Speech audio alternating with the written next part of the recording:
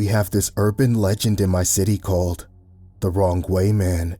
Supposedly, you might see him standing on the side of the road when you're driving. Some say it's always when you're on your way home. I've seen pictures of the Wrong Way Man. They circulate among us by text message. They circulate among students, workers, friends, and family here.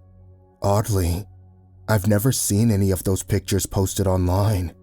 I'm not sure if it's because of fear, because those who have taken the pictures want to perpetuate the mystique of our local urban legend, or because of something else.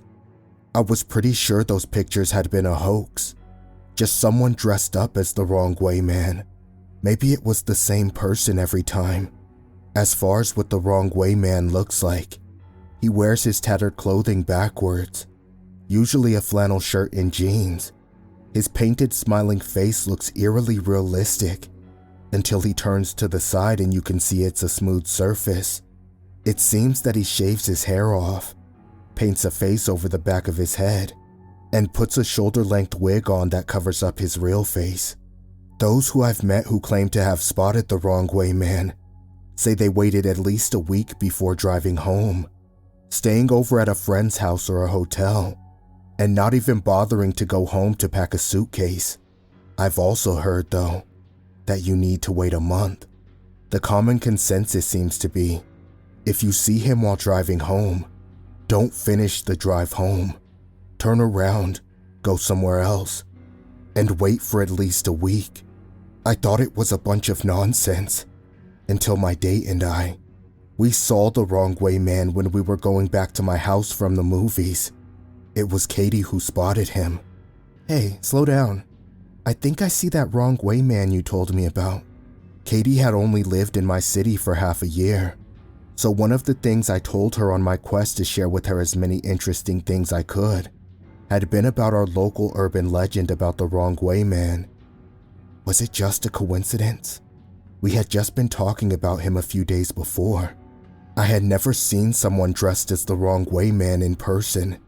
Pictures, sure, but never in person. My foot was shaking as I eased up on the gas. It was dark, close to midnight dark, and there were either no street lights or they were off. My car's headlights lit him up on the side of the road. He was facing us. Actually, he had his back to us. That painted face was facing us. The jeans and flannel shirt and wig were all turned our way as well. His arms and legs looked wrong. They were shoved down his clothing the opposite way. I wanted to be amused, but I was alarmed. When we got to be about 10 feet away in my car, he turned his painted head towards us. Those painted eyes, realistic but forever held too wide, seemed to be staring right into mine. As we drove slowly by, I waved to him and laughed to try to ease some of the tension. He didn't wave back. I looked at Katie.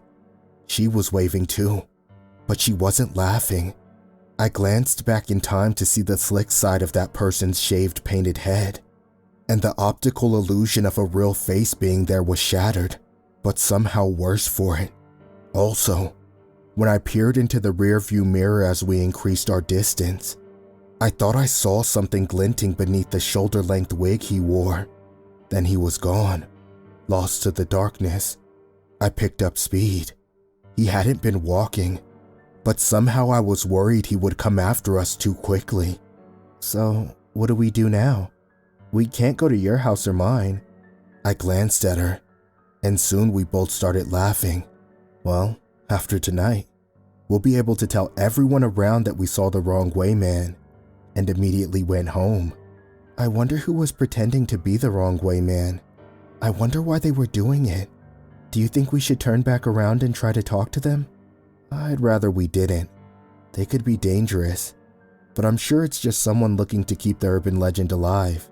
It's your car, but if it was mine, all right, we'll turn back around. My grandpa used to say, if you're in doubt on which turn to make, you can always make a U-turn until you figure things out. He used that as a metaphor in life. But as I did my U-turn, my heart was thrashing in my chest. We drove down the entirety of that dark street without seeing that person again. It was a couple miles long in that direction, so there's no way they could have walked or run the distance so quickly. Katie and I decided that the person dressed as the Wrong Way Man must have left the shoulder of the road for the surrounding woods. The idea of them hiding in the woods as we drove by again made me feel like I had spiders crawling over my flesh. We did another U-turn, and during that whole time, I kept glancing around in case that person jumped at us from out of nowhere. But soon, we were heading back in the direction of my house with no second look at the Wrong Way Man. Katie and I tried to laugh it out, and we tried talking about other things, but both of us were pretty scared. We couldn't stop chatting about everything and nothing, or glancing out the windows or into our side mirrors. We turned into my subdivision, then we turned onto my street, and everything changed. As soon as we turned onto my street, we started to go backwards instead of forwards. "Did you put it in reverse?" Her hand was gripping my arm. It was as cold as ice. I stopped the car. Both of us were looking down. The car was in drive. I took my foot off the brake and put it onto the gas pedal again. The houses, familiar houses I saw every day when coming home, were moving away from us. Maybe something's wrong with my car, but when I tried driving forward again, I looked to the side, and then in the rearview mirror. We weren't moving, not according to those views. In front of us, the houses receded every time I put my foot on the gas, but from the side and rearview mirror, it appeared that we were standing still. On my street, everything was well lit. There were tons of street lights, so we couldn't argue it away as if it had anything to do with limited visibility. "Let's get out of here." Her voice was almost a whisper. "Yeah," I said, in a similar way. "But how are we going to leave?" "Put it in reverse." When I put my car in reverse and tried that, we actually moved forward, but to the side and rear. Once again, we seemed to have not moved, like we were caught just past the entrance to my neighborhood. It was when Katie and I had stopped the car and debated getting out that we spotted someone coming towards us on the sidewalk. They were approaching us from the front of the vehicle, so I'm not sure how accurate the distance was. It seemed like they were already about 20 feet away. I don't know why it took me so long to realize this. Maybe it was because I didn't want to, but I recognized my neighbor by the back of his head and by his body shape, which was somewhat atypical. I'd often seen him stooped working in his garden while I was driving by. He was walking backwards towards us. When he got closer, he stopped. Then he began shouting, "Imple, Imple," over and over again, standing rock still, his back to us. Only later I would realize he had been saying, "Help me," in reverse. I rolled down the window. "Mr. Nilsson? What's the matter?" He stopped shouting. Now that my window was down, I could hear his body creak and snap. Blood poured out of fissures as the joints of his arms and legs changed drastically. When Mr. Nilsson's head twisted all the way around towards us, I was sure that I saw the light go out of his eyes. Then, whatever had taken over Mr. Nilsson made a first step forward with the new architecture of his body. Katie and I both began to scream at that first step. I rolled up the window as Mr. Nilsson loped around on strange, inhuman legs. His kneecaps and elbows had become stretched and exaggerated from being reversed. I put my foot on the gas, with the car still in reverse, and through the front windows, we seemed to be careening forward, even though a glance out the sides or in the rear view showed us to be stationary. We slammed into Mr. Nilsson. Blood slashed across the windshield. The car rose and fell as we went over his body. To the sides and rear, there was no indication of the car rising and falling. I didn't see a lump appear behind us. I kept my foot on the gas, still going forward in reverse. I saw a window of a neighbor's house shatter. A couple I barely recognized crawled out like baby spiders out of eggs, leaking blood and more blood as they scraped themselves against the shards in the window frame. I don't think it was that they didn't know how to open windows. When the wife paused in the window, she smiled. She intentionally rubbed her scalp against a particularly sharp piece of glass. Flesh and blood came away. I think I could see the white of her skull. By then, her husband was already on the ground running towards us. I sped forward. They and their house vanished into the sides and rear view of the vehicle, which were again still stuck near the street's entrance. More people were coming out of their homes. They came out all twisted and broken, damaging themselves further as they exited. They ran towards us on backward legs, churning their backwards arms. Everything about them was the wrong way. Before long, I found myself slamming on the brakes. Keep going. They're going to catch up with us. Ahead, I saw my own driveway. Someone that looked like me was talking to another person with a painted face. The painted face nodded. Up and down it nodded like a real face would. Then, when I saw the wig shuffle and move, seemingly on its own, I realized that the true face under that wig was talking, moving its lips, breathing. The wrong way man was talking to me, or someone who looked like me. At the same time, Katie was reaching over me, trying desperately to put her foot on the gas. A couple of twisted pieces of bone and meat collided with the windshield. Two faces with bunched up folds of neck leered at me out of glazed eyes. These were faces I should have recognized. Their twisted arms continued to beat at the window, even though their eyes told me that no one was home. A spider's web of cracks spread across the windshield. Its grooves caught blood. I slammed my foot on the gas while helping to steady Katie back into her seat.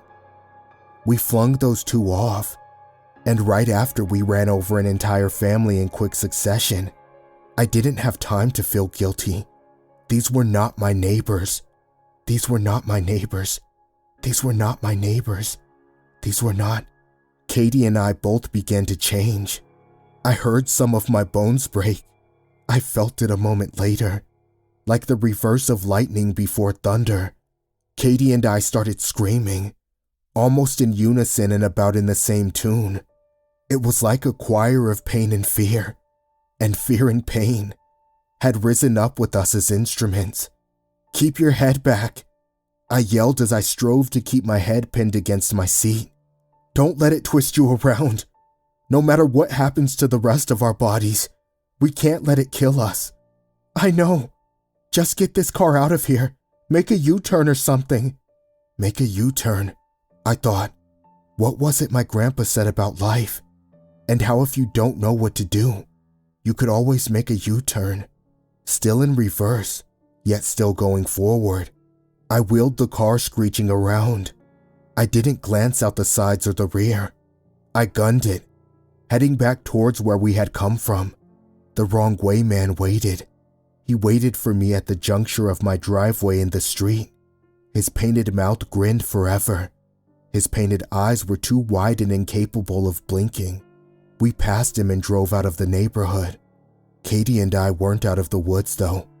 I was able to get us to a nearby station before my legs and arms, which were partway reversed and leaking blood, completely gave out. We crawled out of the vehicle and onto the cold hard concrete of the gas station. I blacked out almost at once, but Katie tells me she retained consciousness until the ambulance arrived. I don't envy her. We spent months in the hospital, with broken bones and torn ligaments and muscle. I think the only thing that saved us from permanent damage might have been the seats of our vehicle resisting our changes. We told the doctors we had been in a car accident. They shook their heads at us and kept asking questions. I did go back home, eventually. We both did. The reason I went home was because one of my neighbors that we had run over with my car had come to the hospital to visit me. They seemed completely fine, as if nothing had happened, and the wrong way man had never changed them, but the damage was done to my vehicle. And both Katie and I, both physically and psychologically, and while our bodies are on the mend, I don't think we'll ever be the same. I feel the wrong way inside.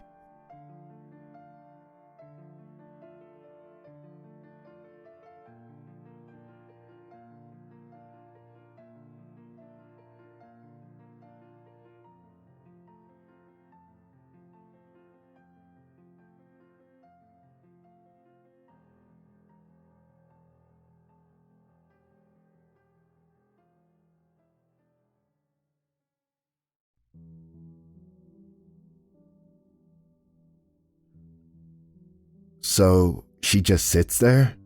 And you're just staring at her like a creep? No, it's not like that. It's like she wants you to look, you know? She shows off her legs, her white little panties. She throws her red hair around. That doesn't make you any less creepy. She knows I'm there. Hell, last time she smiled at me. She smiled at you. I scoffed. A human woman actually smiled at you. You, Reggie. I get a hell of a lot more smiles than you do. And I swear she smiled at me. I'm telling you, I'm in love. Tinder not working out for you? Super likes not getting you anywhere? If I had to choose between a random woman smiling at me from a window once every 2 weeks or getting a match that isn't a bot on the Tinder meat market, I'd choose Window Girl 10 times out of 10. I'll drink to that. And so, we did. 6 shots of tequila and a game of pool later, we said our goodbyes. Then, he disappeared. One day, he was just gone. No messages, no logins, no goodbyes, no witnesses, no indication of him going anywhere. There were rumors of him being attacked. There had been news of an up-and-coming masked gang harassing a neighboring town, but nothing was confirmed. The police did a decent job bringing in the usual suspects, but nothing ever came of it. They even had search parties looking around the old campgrounds. There was talk of having a diver check the lake, but I don't think anyone ever did. Of course, they were following all leads, but that one thing Reggie rambled about on the last night that I saw him, the pretty girl who smiled at him from a window. It was a struggle to find out anything about her. This is a big town, and Reggie traveled pretty far from work to home. I must have traveled that same road 100 times back and forth, looking for whatever window he could have seen her in. But he wasn't very specific. There were apartments, houses, rentals, motels, hundreds of windows, all along that road. How would I know which one he'd been looking at? I started taking Reggie's road home every day from work, just to see if I could see what he saw. It was a hassle, but it gave me a pretty good idea about where he'd look and what he'd do. It wasn't a long way out of my ordinary route, and I wasn't planning on doing it forever, so I told myself I had to at least try. 6 weeks after his disappearance, I was ready to give up. The police already had. The case had gone cold, and there were no more leads to follow. One night, as I followed that same damn road, I stopped at a corner shop to get a Coke. Standing with a cold can in the evening breeze, a thought struck me. Maybe this woman wasn't just someone he happened to see randomly. Maybe it was someone he went out of his way to see. Someone slightly off his usual route. Like someone you might see when you step out to get a Coke. Right across the street from the corner store, just above a bookstore, was a small apartment. It had this wide window alcove that overlooked the street. There was someone sitting in the window. She wasn't at all what Reggie had described. She wasn't flaunting her underwear or flipping her hair around. She was this 20-something young woman, cuddled up in the alcove, just reading. She had these big dorky glasses and long brown hair, not red like Reggie had said, striking green eyes, just like my first crush I had back in middle school. Still, I couldn't help but stare. This had to be her. This was the woman Reggie had talked about, and I could see why he'd fallen in love. It was damn near impossible not to. I must have stood there for the better part of 5 minutes. I had every intention to check the address, see who lived there, and try to find out all I could find out about her. And yet, all I did was stand there and gawk as she gently turned the pages. Then, as soon as her head moved in my direction, I looked away and hurried back to my car. It was embarrassing to say the least. I could still see her in the rearview mirror as I got back out onto the road. I'd talk to her the next day, or maybe the day after that, whenever I could work up the courage, and maybe find out a bit more about her. I did find out a few things. That corner apartment wasn't a rental, so someone owned it. It hadn't been sold in the past 20 or so years, so whoever owned it had lived there for a while. It was one of the older houses in town, and there were pictures of it from all the way back in the 60s, even the same bricks, only slightly paled by the sun. The following weekend, I went back during the day. This time, the window was empty. I took the time to just walk around and check the place out, see if I could get a name. I took the time to check out the bookstore under the apartment. It was this old dusty place that I'd seen for years, but never actually bought anything from. It was run by these two older men, bickering about some nonsense in one of the back rooms. As soon as I entered, and that bell rang, I saw their two heads peeking out. "Hey," I called out. You the owners?" They looked at each other, paused, and sighed in unison. One of them, the one without a lengthy beard, approached me. "You looking for something?" he asked. "It's about the apartment." "I don't know if you..." They both rolled their eyes. The man in the back shook his head and went back to his computer. "Of course you are." The beardless old man sighed. "I'm sorry, kid. We can't help you." "I'd appreciate whatever you know. You've never talked to her?" "I haven't even seen her. Sorry. My partner told me he's seen her brother once." I could hear a jubilant, "I have," from the back of the room. I got the feeling that they'd had this discussion a few times already. "I'm sorry. They keep to themselves. We don't want to bother them. Have they ever been down here? Bought anything?" "I saw her reading." "Might have." He nodded. "But I wouldn't really know. I don't ask every customer where they live. Maybe we ought to start." He gave me an apologetic shrug and returned to the counter. I thanked them, waved, and left. I asked around the neighborhood, random people on the street, passers-by who seemed familiar with the area. At one point, I called out a half-naked woman sunbathing in her yard. I talked to a dozen people or so, and no one had anything clear to say about the woman who lived above the bookstore. Some claim she lived alone. Others say she lived with her brother. Some thought it was her father or her husband, but it was clear she wasn't living alone. One man claimed he had seen an older woman walking around up there, so maybe it was a whole family. Then again, they didn't seem to have a car, and no one had ever seen them leave. I was getting a funny feeling about the girl living there. It wasn't a large apartment, so I couldn't imagine so many people living there.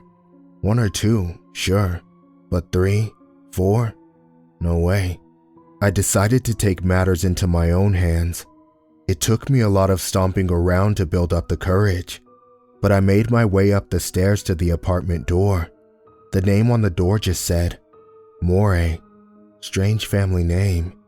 I stood outside her door for a solid minute before I knocked. Had I known she wasn't home, I wouldn't have bothered. I knocked 2 more times, but there was no one to answer. Instead, I just stood there like an idiot. If I'd had any paper, I'd left a note. I did take a mental note of the other 2 apartments on the same floor being empty though. Strange. I started going by that street regularly, once a day, waiting for her to show up in the window again. Every day, sometimes more than once, I passed that street. I was starting to wonder if I was still doing this to find out what happened to Reggie, or if I was genuinely interested in that woman I'd seen in the window. Maybe it wasn't even the same person. After all, She looked nothing like the woman Reggie had described. It took me 2 weeks of diligent watching to finally see her again, but when I did, I nearly got into an accident. I slammed on my brakes, shocking the driver behind me. I parked outside the corner store, and I just stood in the middle of the dark street, gawking at her. It was the same woman, same brown hair, another book it looked like, and she'd cuddled up with a blanket. There was a cup of something warm next to her, fogging up the inside of the window. I could see those emerald eyes all the way down the street. She was magnificent. In a moment of onset stupidity, I waved at her. I couldn't help myself. To my surprise, she turned to me. She put down her book, tilted her head, and met my gaze. She looked bored, frustrated even. There I was, some random man on the street, waving at a young woman in the privacy of her home. I was being an idiot. Then, she smiled at me, and I fell in love. This warm, genuine emotion. She was so happy to see me. She was eager to meet me. I could tell. I had to go see her. I ran across the parking lot, crossed the street, and went around the back of the building. But as I put my hand on the door to the apartment complex, I felt a tiny drop of water on the back of my hand. For a moment, it made me stop, just long enough to think. As one drop turned into 100, I snapped out of it. This was too strange. I'm not a bad-looking man, but finding myself running across the street to knock on a stranger's door, that ain't me. I wasn't being myself. Maybe the same thing happened to Reggie. I wiped the rain from my face and went inside. I hadn't even noticed the strange blue mesh bags used for garbage, piled in the corner of the hallway. This time, I felt a bit more observant, but I still walked up those stairs, and I still knocked on that door, not just to see a pretty face, but to ask questions. This time, she was home. I knocked 3 times, firmly. Come in. A soft voice spoke. I just had a few questions about a friend of mine. Come in. The voice repeated. I took a deep breath and felt the handle. It was open. This wasn't right. A lone woman letting a strange man into her apartment. At this hour? Sure, this wasn't a big town, but this was just odd. Shouldn't she at least meet me at the door? I could see a shine from the peephole. She was nowhere near the door. She wasn't even looking out. Do you mind coming out for a sec? It won't take long. Come in. I'm sorry to bother you. It's just... Come in. My stomach slowly turned as a chill crept up my spine. I let go of the handle and backed away. I'm sorry. Can you hear me all right? I think the door... Come in. Oh, she heard me. No way she didn't. Was she mocking me? I need to talk to you. I'm not coming in. No response. A shadow suddenly blocked the light from the peephole. Someone was looking at me, and I hadn't even heard her move. I took a step back, leaning against the wall across from the door. I should leave. I'm not... Come in. This time, the voice was harsher, insistent. It wasn't an invitation anymore. It was a request. I felt my heart skip a beat, and I just kept backing further and further away from the door. As I reached the stairs, I heard a mechanical sound. A click. A lock. I peeked down the stairs. I could see someone by the exit. A shadow, locking the door from the outside. Reggie? I didn't get time to think. As I heard a creaking noise, the front door was opening. She was coming out, and whoever had been downstairs disappeared into the night. Come in. This time, the voice was dark, bubbling, like someone speaking underwater. All I got was a short glimpse. Her gorgeous brown hair, hiding a strange face, scaly skin that changed color as I looked at it. Too many eyes. Some blue, some brown, some striking green. The components of the beautiful woman I'd seen, scattered about something wrong. I would have stared at her forever had I not been instinctively backing up. I lost all balance as I reached the edge of the stairs, and I tumbled backwards. It felt like an instant, like no time passed at all.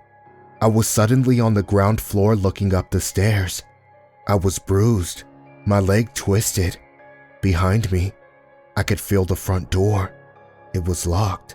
Come in. I heard from the top of the stairs. Come in. Come in, come in. A face peeked around the corner.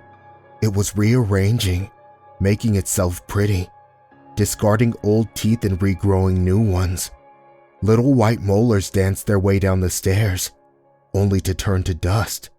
She was changing hair color to black, and her skin was to Mediterranean tan. She was starting to resemble my first girlfriend. I closed my eyes and turned to the front door. I heard clumsy footsteps slowly make their way down the stairs behind me. As I pounded on the door, I screamed for help, forcing myself to my feet. Another footstep. I kept screaming for help, pounding on the thick glass. There was a sudden heat near me, someone warm and inviting, the smell of exotic fruit shampoo, something resembling a hand, reaching out to me, brushing against my jacket. Then, someone stepped out. One of the old men from the bookstore, the beardless one. Instantly, I heard footsteps behind me turn and hurry back up the stairs. The old man unlocked the door as I scrambled out of the complex. My twisted leg couldn't support me, so I fell flat on the pavement, crawling backwards, away from the thing I'd seen and smelled. The old man looked confused. Call the police, I stammered. Called him. Dude, oh my God. The old man brought out his phone and dialed the emergency number.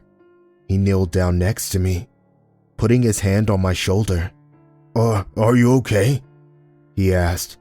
Did that man do something to you? The man. That young man by the stairs. Did he hurt you? I just sat there on the pavement. I barely even moved until the police came.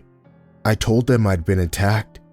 I told them there was something wrong with the one living in the Moray apartment. I told them about Reggie, about the girl in the window. I must have kept babbling on and on as they took me back to their squad car. The owner of the bookstore just looked at me apologetically and waved goodbye, giving a short statement to one of the officers. I don't think they did a damn thing to whoever or whatever lives in that apartment. I think they did nothing, found nothing, and just chalked it up to me being hysterical. I'm getting mixed messages depending on the officer I ask about it. One says no one lives there. Another says they're out of town. One claimed it was some sort of storage. No one is giving me a straight answer. I think Reggie is still out there. I think something was done to him, but I don't know what. I think he lost himself to whatever lives in that apartment. And sometimes, to this day, I stop by that corner store to see if there's someone in that window. And sometimes, there is.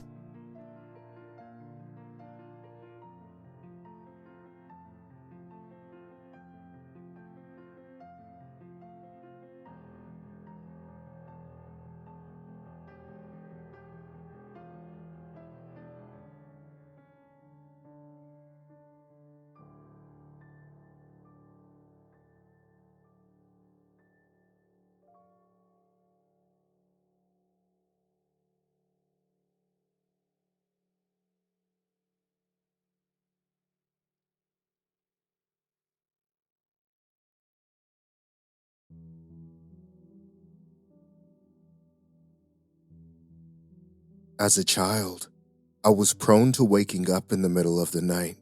About once a week, my eyes would burst open as if something had awoken me, but there was never anything there. There were the echoes of a noise that I just couldn't recall, a silence that reminded me of something deafening, but no one else seemed to feel it. At first, I would simply try to return to sleep, but always found myself unable to. At some point, I would roll out of bed, pitter-patter down the hallway and try to wake up my brother so I wouldn't be alone in the night. No matter how much I yelled or shook, he would never wake up. Inevitably, I would find myself crawling into his bed and simply waiting what felt like hours until I would also return to sleep, comforted by his presence. I was just a little kid who looked up to his older brother, and I believed that he could protect me from anything, even in his sleep. As an adult, the problem persists. However, there is no one here to comfort me. I live on my own now, no family in the area, and no girlfriend in my life, but I still find myself waking up at least once a week. It is no longer to a silent sound that I can't recall, but rather to the sounds of a screaming baby just one house over. I don't mind it so much. I know it must be more of a hassle for the parents than for myself, but it can be tiresome. Instead of tossing and turning in bed, I brew myself some hot cocoa and add in just the smallest spike of Crown Royal whiskey. I'll then make my way to my computer chair, where I can enjoy an hour or two of some warm conversation on 4chan, before the fuzzy feelings of sleep invited me back to bed. When I first awoke last night, I had no reason to think this was anything other than business as usual. If the baby had been crying, I seemed to have just missed it, but it wasn't something I gave much thought to. It was a bit earlier than usual, about 2 a.m., and I stayed at my computer until almost 6. I knew the sun would be coming up soon, and had already enjoyed 2 mugs of my spiked beverage. If I didn't return to bed then, there wouldn't be another chance until the sun went down. It was my day off, but I could only sleep in until about 9, as I had plans to meet my friend pretty early for a trip to the beach. I crawled into bed, pulled my covers up over me, and let myself be comforted by the waves of warmth. As was typical, I found myself rolling over here and there as I waited to succumb to my tiredness, occasionally opening my eyes to try and peek at the rising sun's light through my window, but it never came.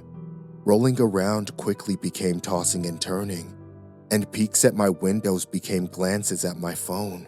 By 7 a.m., I knew the sun should be up, but it wasn't until 8 that I knew something must be wrong. I had to wake up in about an hour anyway, so I figured I might as well get an early start and wake myself up with a shower. Before heading into the restroom, I stopped to look out the blinds of my window and was surprised to see that there wasn't even the crack of dawn in the distance. I mused over whether or not I had missed something important, as if I could drunkenly forget daylight savings in the dead of summer. The thought of it made me laugh, but when I returned from my long shower, I was no longer laughing. It was almost 9 a.m. now, but the sun still wasn't up. I flipped open my phone with frustration and began a Google search for my own local time, thinking that my Android's internal clock had simply messed up, but the internet showed the exact same thing I was seeing on my device, give or take a minute. This led me on a hunt across the house, checking every piece of technology I had, from the old watch at the bottom of my drawer, to my computer in my home office, to the time on my TV. Everything showed the exact same consistent time, now well into 9:30. When flipping through the channels on my television, everything seemed to still be playing late night. There was no early morning news, no talk shows, and no traffic or weather reports. Every station was playing classic Looney Tunes, syndicated Black family sitcoms, and the kind of infomercials people only witness when no one else is awake. Next, I took to the internet. I scoured every social media platform I could imagine. Facebook had updates, but they were only the kind that you would see late at night. The 3 a.m. thoughts of people who binged watched something into the morning and needed to simply put their voices out into the world to be acknowledged. I tried to acknowledge them. I tried to reply. I tried to like. I tried to share. But there were no reactions to my reaction. Then came the cell phones. It started with text, but I gave up fast on that. I began to call every single number I had, even hotlines and businesses, but no one ever answered. I left messages everywhere, begging them to talk to me, begging them to tell me what was going on. But no matter what I threw into the void, nothing ever returned. I even placed a call to my local police station, first the non-emergency line, but then I called 911 when I only found an answering machine, though in the end, I got the same message. After hours of harassing people online and on my phone, it was now well past noon. I had been checking the windows to see if anyone else woke up, but if they did, they never left their houses.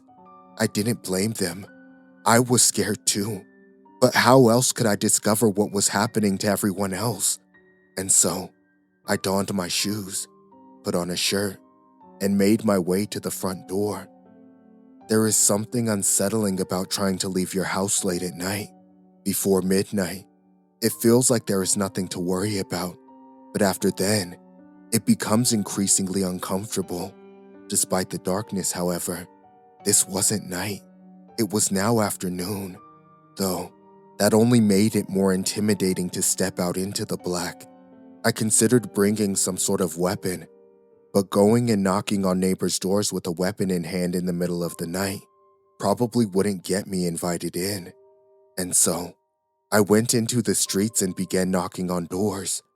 I began 2 doors down, where I was on relatively good terms with the man who lived there. We were the only 2 on the block who lived without families, just 2 single men in their smaller homes with spare rooms. There was an unspoken understanding between us that we reached out to each other first when in need of some help. Most of the families surrounding us had children after all, and were less likely to have the time or resources to help. His name was Kenneth, and he had knocked on my door late one night when he needed a ride to the emergency room some months ago. He had hurt his hand pretty bad and didn't think he'd be able to handle a steering wheel. As such, I knew he would owe me an understanding reaction to me knocking on his door late at night. Except, he didn't answer the door. I tried knocking on his window and garage before giving up, but there was no response there either. I moved on to the next house between ours and immediately rang the doorbell. No answer. I walked up and down the block knocking, but there was never an answer. I gave up trying to be quiet, trying to only alert the person in the house, but I never heard a noise in return.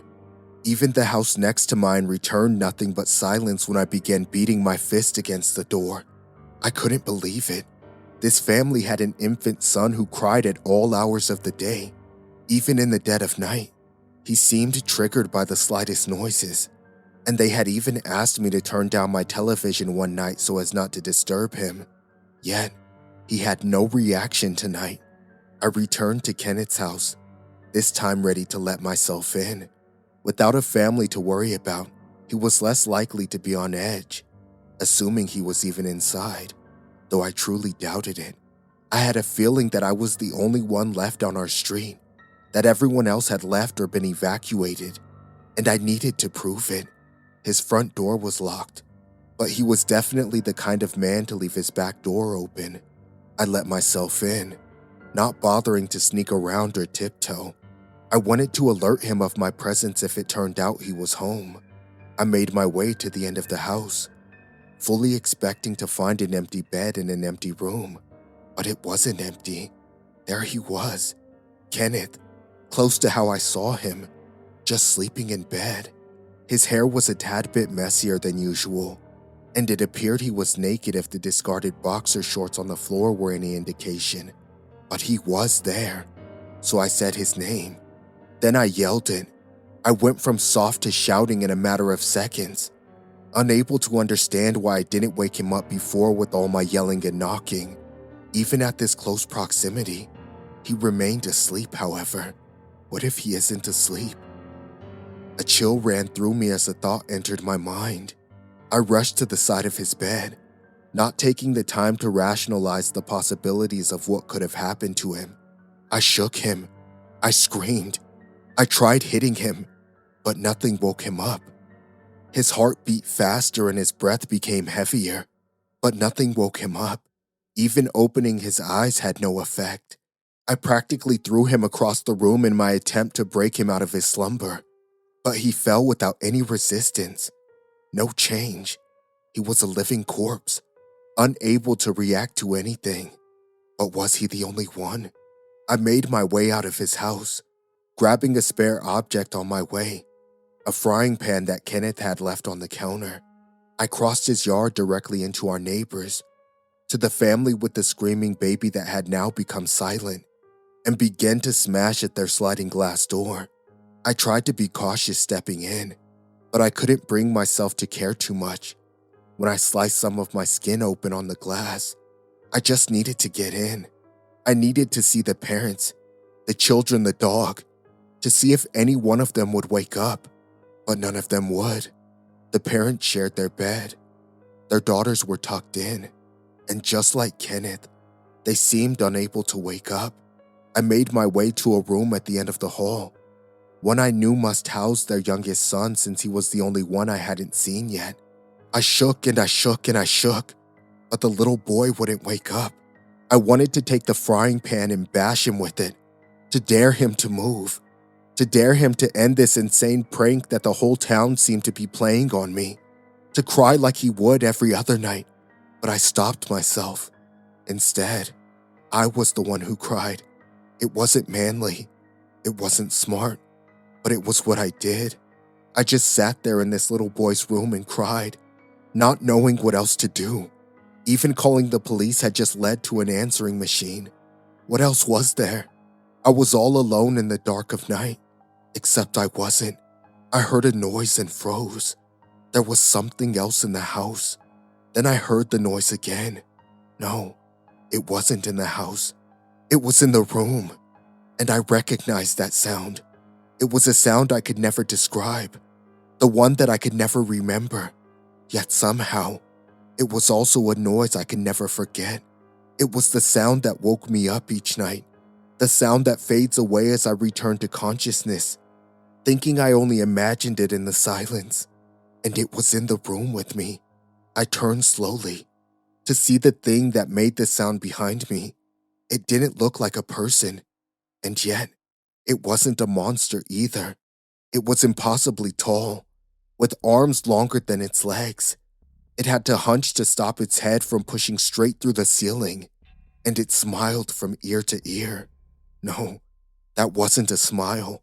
It didn't have cheeks or skin on its face. It just had teeth. Teeth that stretched from one ear to another to make it look like it was smiling. But it wasn't. It reached across the room from the little boy's closet, its fingers finding my face from almost a foot away from its palms, and it began to search it. It touched every muscle, every tendon, every pore, every cell in my skin as it explored my features as if it was blind. But it was staring right at me with those bright lights in its dark eyes. This was the thing that woke me up at night, the thing that woke up this little boy at night, that made him cry out in the darkness because of what he heard or perhaps even seen. I could feel it in his touch, his loneliness. It followed me, shrieking its strange shriek in the silence that somehow only I could hear, daring me to wake up, daring me to notice him. And I finally did.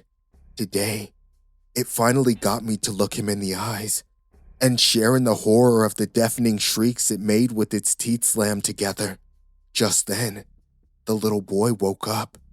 He was barely more than a toddler and he began screaming, crying just like he did every other night. The creature in the closet turned away from me, its fingers no longer caring to explore my face, and instead, it focused on that poor little boy. I wanted to get in the way. I wanted to yell or scream or hit this monster with the frying pan, but I just ran. I ran from the room, from the house, from the street, and ran until I couldn't anymore. The baby stopped crying before I was out of earshot. I don't want to know what caused him to stop. I just hoped he was like everyone else, that he just went back to sleep, but I don't think that's how this works. It's now been over 24 hours. The sun was supposed to rise again, but I know it won't. In every house on every street I broke into, I found someone sleeping, but I didn't try to wake them. I didn't have to. I just knew that I had to keep checking to see if this was something that ended or something that just kept going forever. My tiredness comes and goes now. Sometimes I feel like I'm on the brink of passing out, and I welcome it. Then, I hear that thing shrieking in the distance, and I am brought back to a lucid state.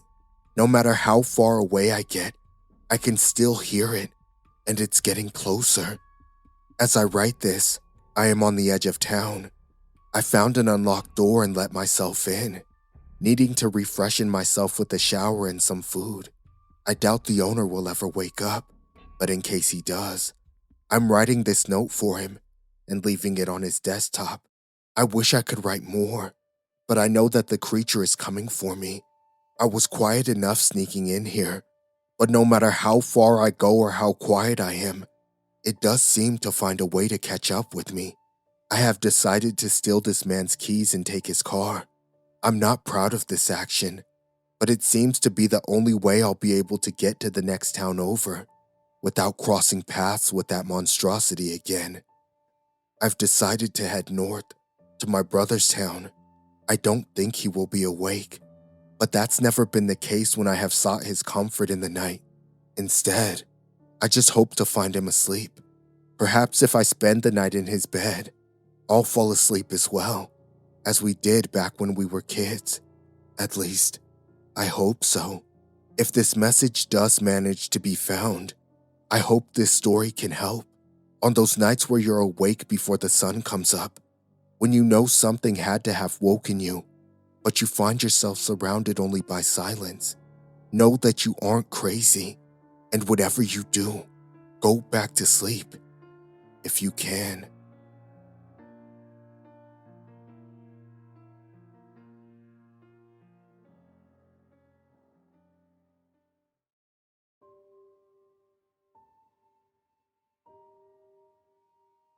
My mother sat across from me, leaning forward onto the old desk in her office.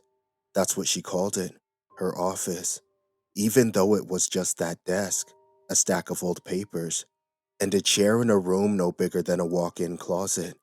I remembered there was an insect flying around the overhead light, clanking into the bulb every so often. That would draw my attention away from my mother's words, until she would snap her fingers and draw me back in. Eventually, she told me to listen up or that the consequences would be huge. The insect was of no fascination to me anymore. My older brother and I were homeschooled. She was our teacher, and she took her job seriously. She was questioning me in regard to my brother's absence from class that morning. I said I didn't know where he was. That was the truth, for the most part. She insisted that because we share a room, I must have known something about his whereabouts. Again, I said I didn't know where he was. For perhaps the first time in my life, I noticed my mother's age. Her face sagged as if the weight of iron bars was bringing her skin down. Whether it was due to the stress or lack of sleep or any other reason in the world, she looked far older than I had ever noticed before. After a while of her sitting there, staring at me with those burdening eyes, both of her arms folded across the edge of the desk, I finally suggested that we go looking for him. "And just where do you suppose we find him?" she asked. Maybe the woods? You know we aren't to go into the woods. I don't think he would have made it that far anyway. Somebody surely would have stopped him in time. I don't know then. I don't know where he is. She stared at me for another infinite moment. Finally, the tension in her eyes broke. "Well, then you'll just have to go to your room and don't come out." So, I did. I trotted back to my room. It was only a few steps away from her office, but the tears had already begun to well in my eyes. Because I knew where my brother was. He did go into the woods, and I knew the exact path that he told me he was going to take. Like my brother, I wanted to leave. Unlike my brother, I was too afraid at that time to face the unknown. After all, I had never been in those woods. nor had I ever seen what sort of world existed beyond them, if any, for all I knew. I woke up that next morning to my mother banging on my bedroom door. Every morning, it seemed to be only one more beating away from falling off the hinges. I often wished it would, just so I wouldn't have to listen to that beating at 6:30 every morning. "Come on, come on, come on, don't be late for class," she yelled. She would repeat this constantly until I told her I was up and getting ready. My classroom was just in the main room of the house. I sat on a chair. She sat behind me. A desk was in between us, in case either of us needed to write something down. I remember that morning. I remember how my mother looked. Hollow. Perhaps she looked exactly like what she was. A mother grieving her missing son. Struggling to accept that there are far more important things in life. Things for the future. I suspected that she had went and consulted my father that previous night. That's what she would usually do in a crisis. He always reassured her that good things will come. I said my pledge before sitting down. I was always to open the curtains and look at the middle of the house on property as I said it. It went like this. To my father, I thank you. Through you, the seeds of my life were sown. I will give my all to you, until there is nothing left to give. I am of you, and of you I will always be. I am with you, and with you I will always be. I sat down beside my mother. She wasted no time in telling me the story of a boy that ran from home decades ago. That boy, just a teenager at the time, was called upon by God to leave the horrors of society behind and to organize a group of good, faithful individuals, people that would act as God's replacement to society after its collapse.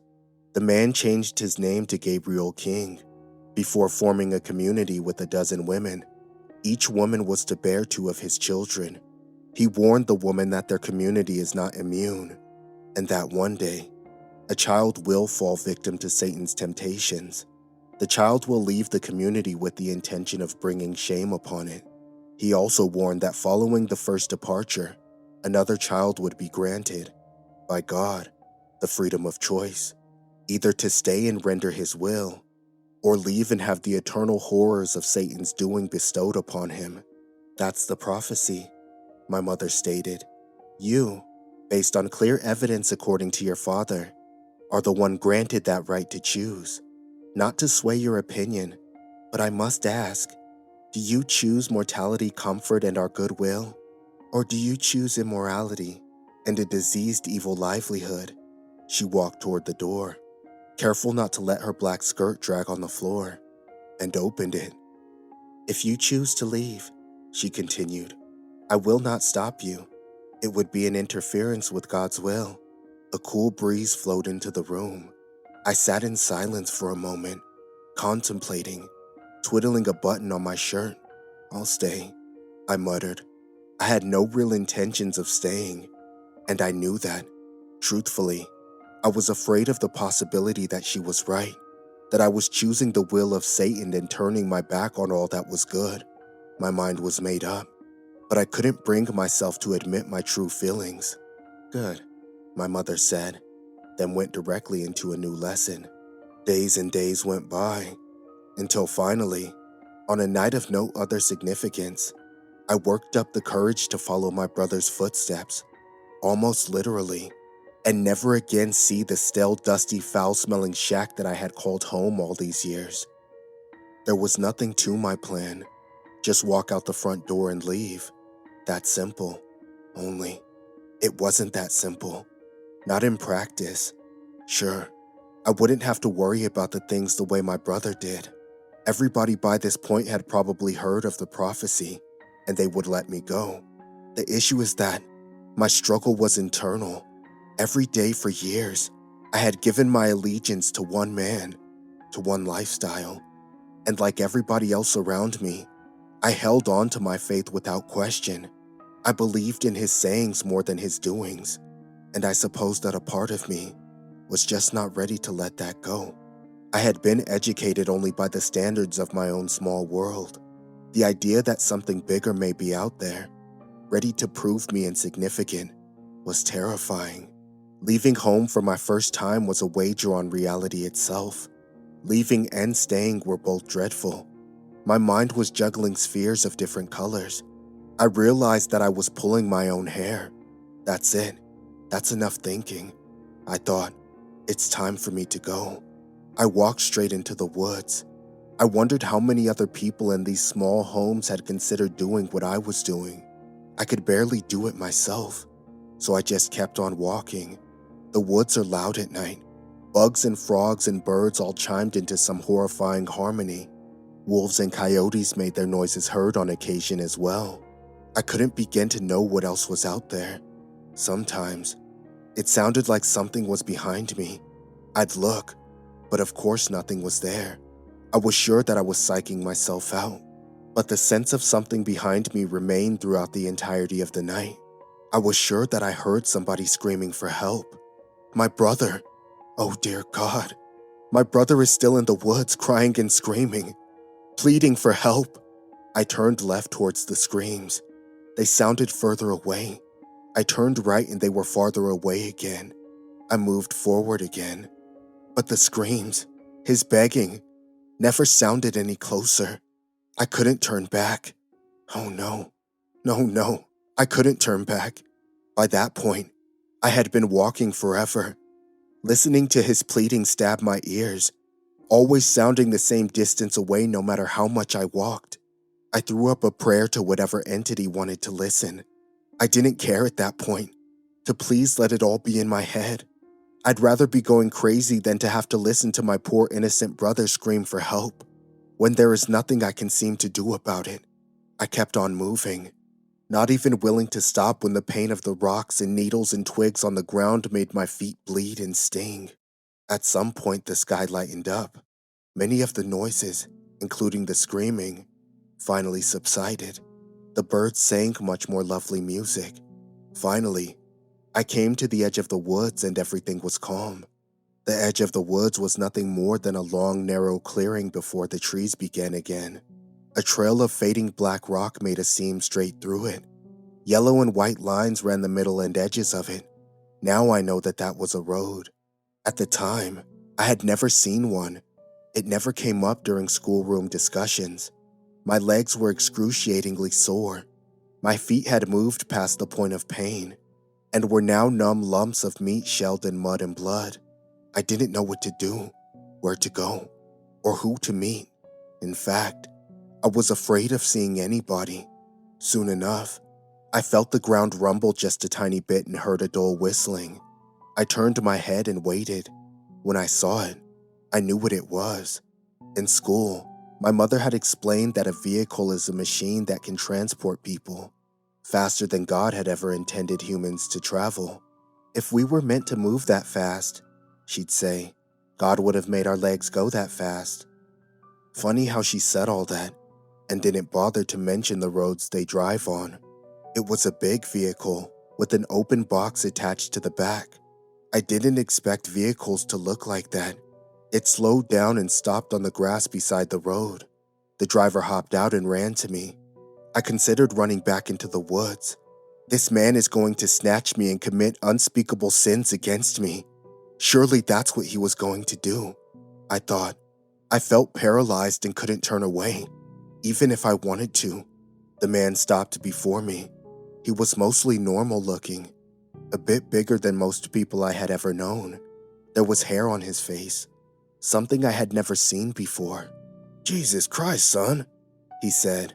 I ain't even gonna worry about asking you no questions. Get in, I need to take you to the police. He finished off his sentence by taking off his hat, scratching his thinning head of hair, and carefully replacing the hat. I followed him back to his truck, half trusting him and half afraid of what might happen if I didn't.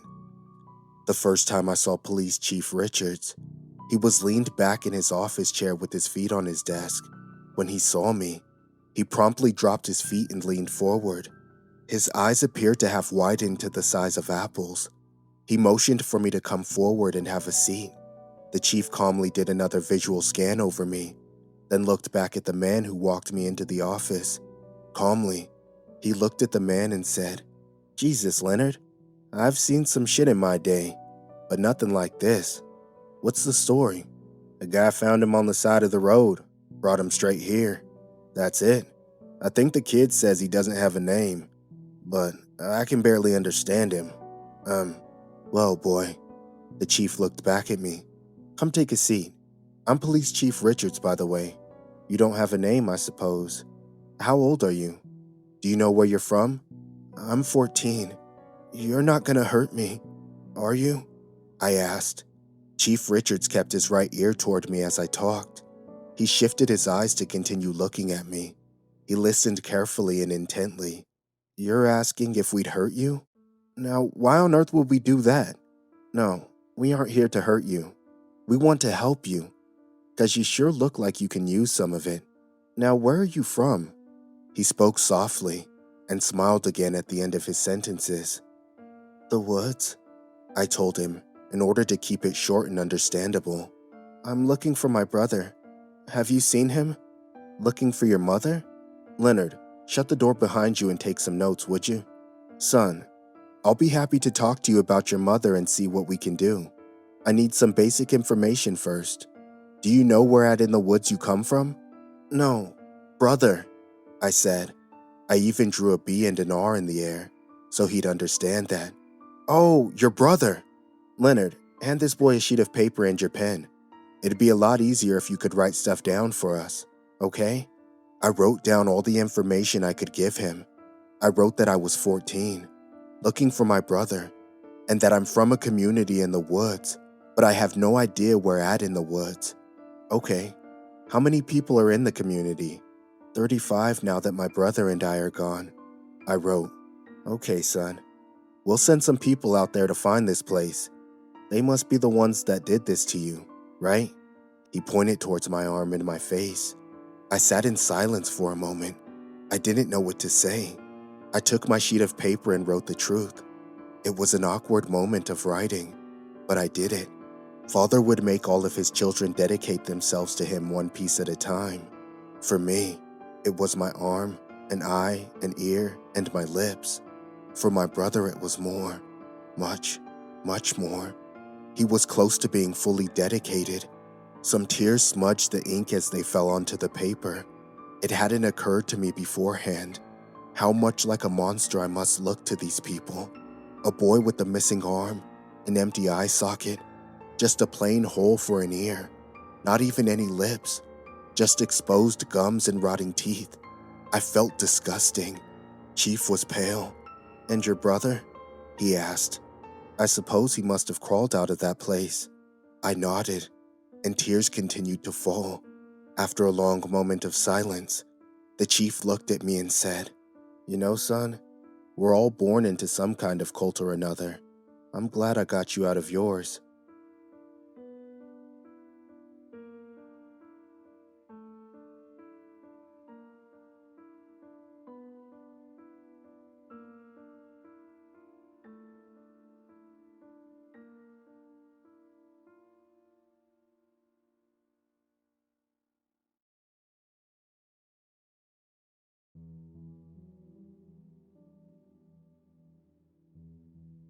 As a kid, I was scared of pretty much everything.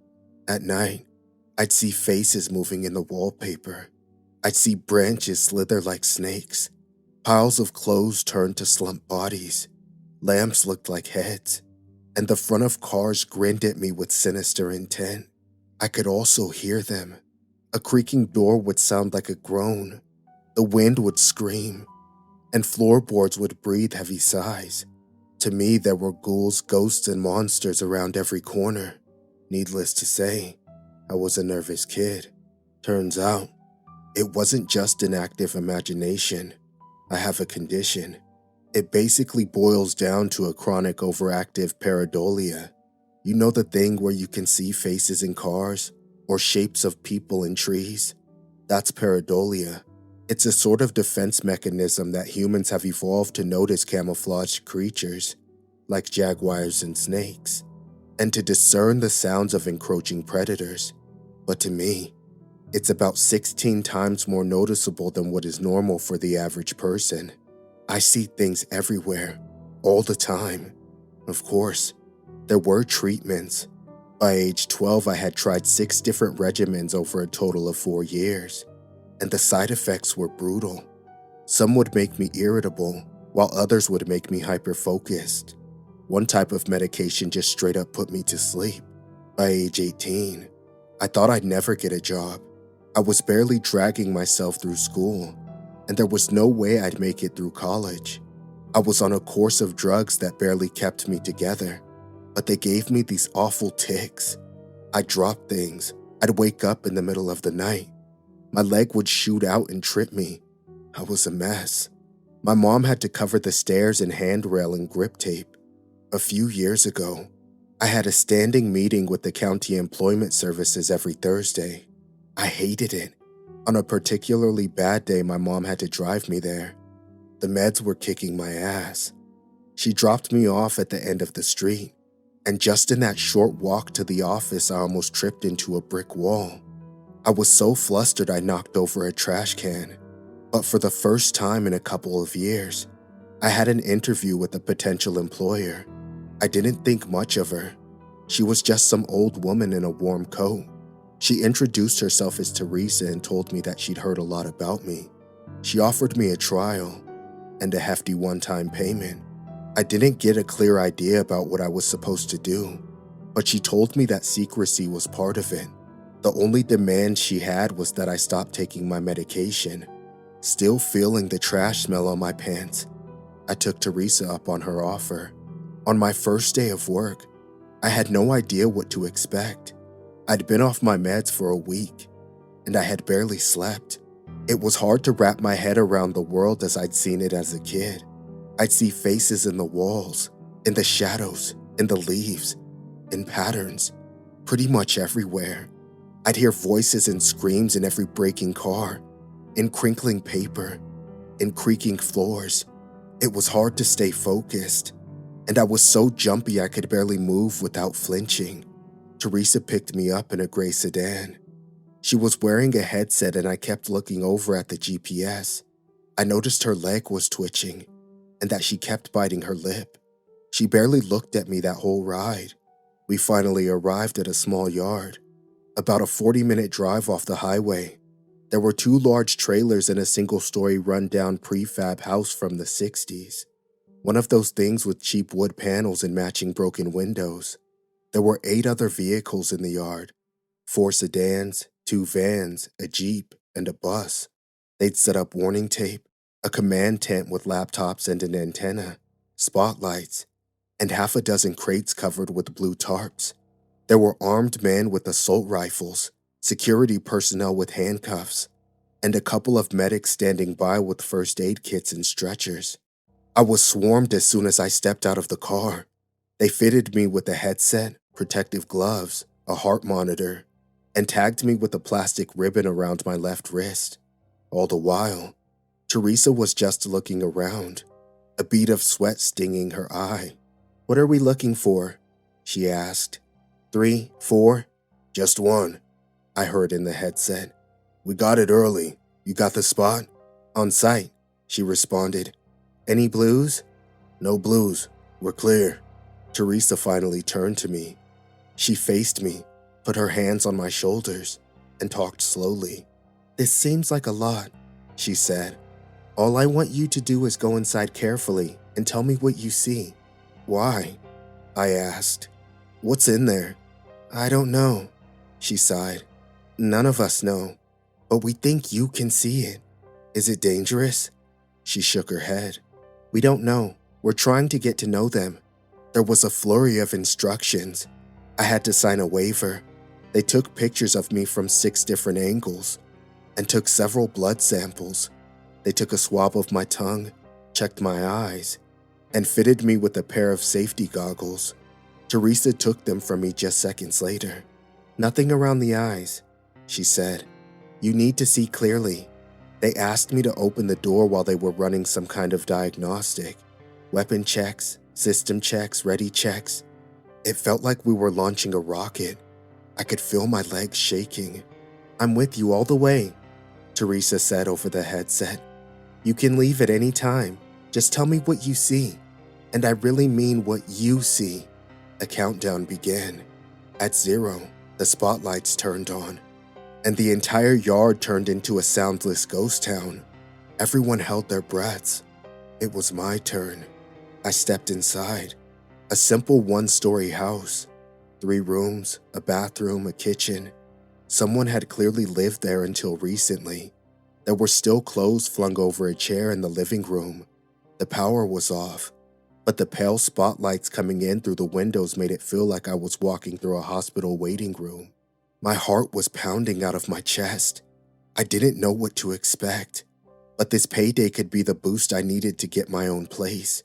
A paycheck with 4 zeros for a single day of work. But standing there, looking into the sterile living room, I was having doubts. "What do you see?" asked Teresa. "Do you notice anything?" "No, just furniture.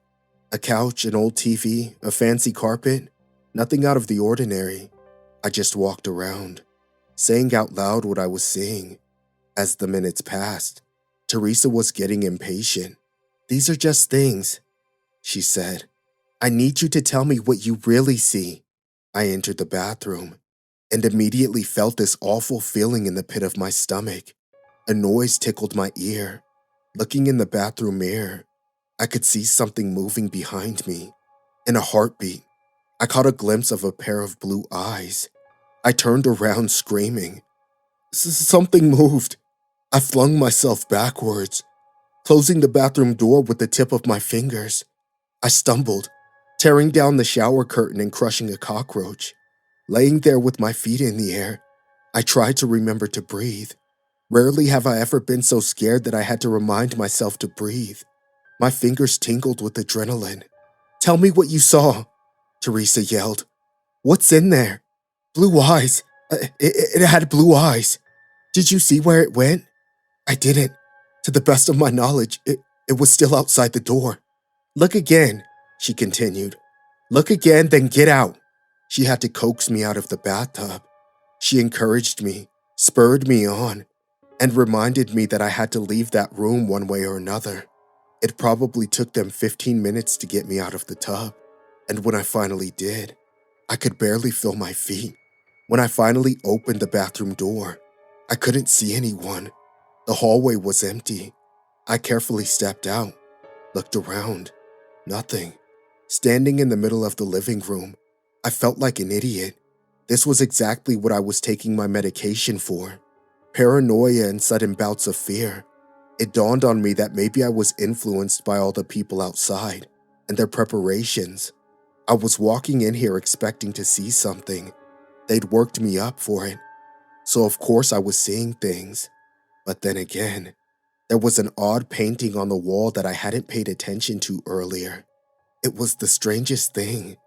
It was a sort of thrift store painting, showing 2 women walking across a bridge on a hot summer's day.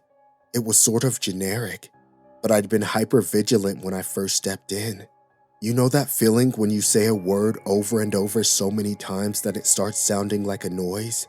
That's the feeling that fell over my eyes.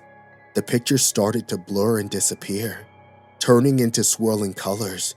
And there, in that blur, I saw those blue eyes.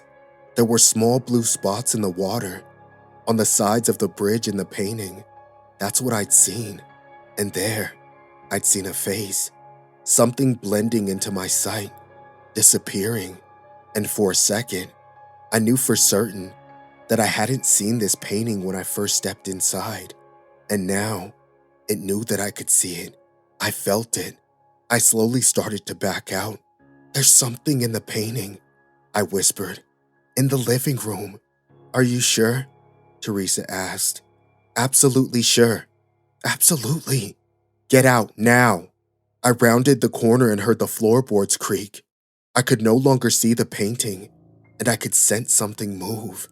Backing out of the front door and into the autumn air, I could feel hands on my shoulders. Armed men pulled me back, and paramedics started to check my eyes with flashlights.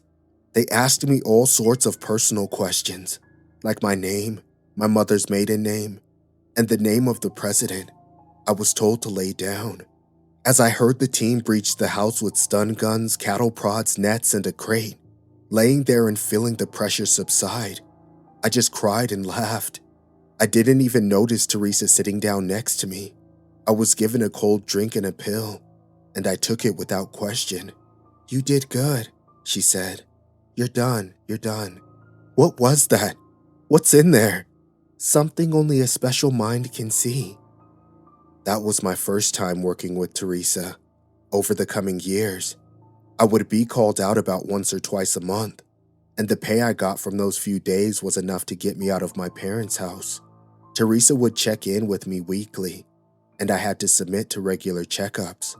But more often than not, I was completely off the leash. I started to learn a bit more about the company I was working for and what they were doing. I started getting payments from Hatchet Biotechnica, a subsidiary of Hatchet Pharmaceuticals.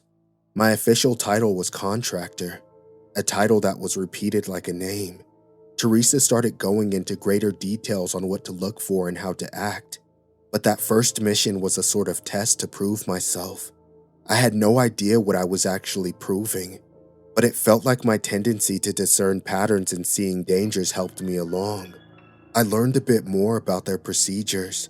For example, they were adamant about checking for blues. This meant surveying the nearby area to look for some kind of infection, usually taking the form of miscolored flowers, most often blue, but not always. Sometimes tulips, most often sunflowers. One time they just found a bunch of teeth sticking out of the wall. Whenever they checked for blues, this is what they would look for. Something overtly strange and unnatural. When something like this was found, the whole mission would be called off, and they would use controlled explosives to just take out the entire area. In more populated areas, they'd set up tents and use flamethrowers. I remember once, the week before Christmas, when 6 men with flamethrowers were called in to burn down a greenhouse. I'll never forget the way the flames were reflected off their visors. To them, it all just looked like flames, but I saw something else. I saw bodies writhing in the flames. I heard screams in the shattered glass, and in the charred remains of melted plastic, I'd see pained faces glaring at me with hateful black eyes. Up until a few months ago, I had worked a total of 33 cases over 2.5 years. Every case, I'd step into a location and look for 1 to 3 things hiding in plain sight. Up until that point, I still had no idea what they actually were. Sometimes I'd catch a glimpse of something running past me, or see a pair of blue eyes looking at me from across the room.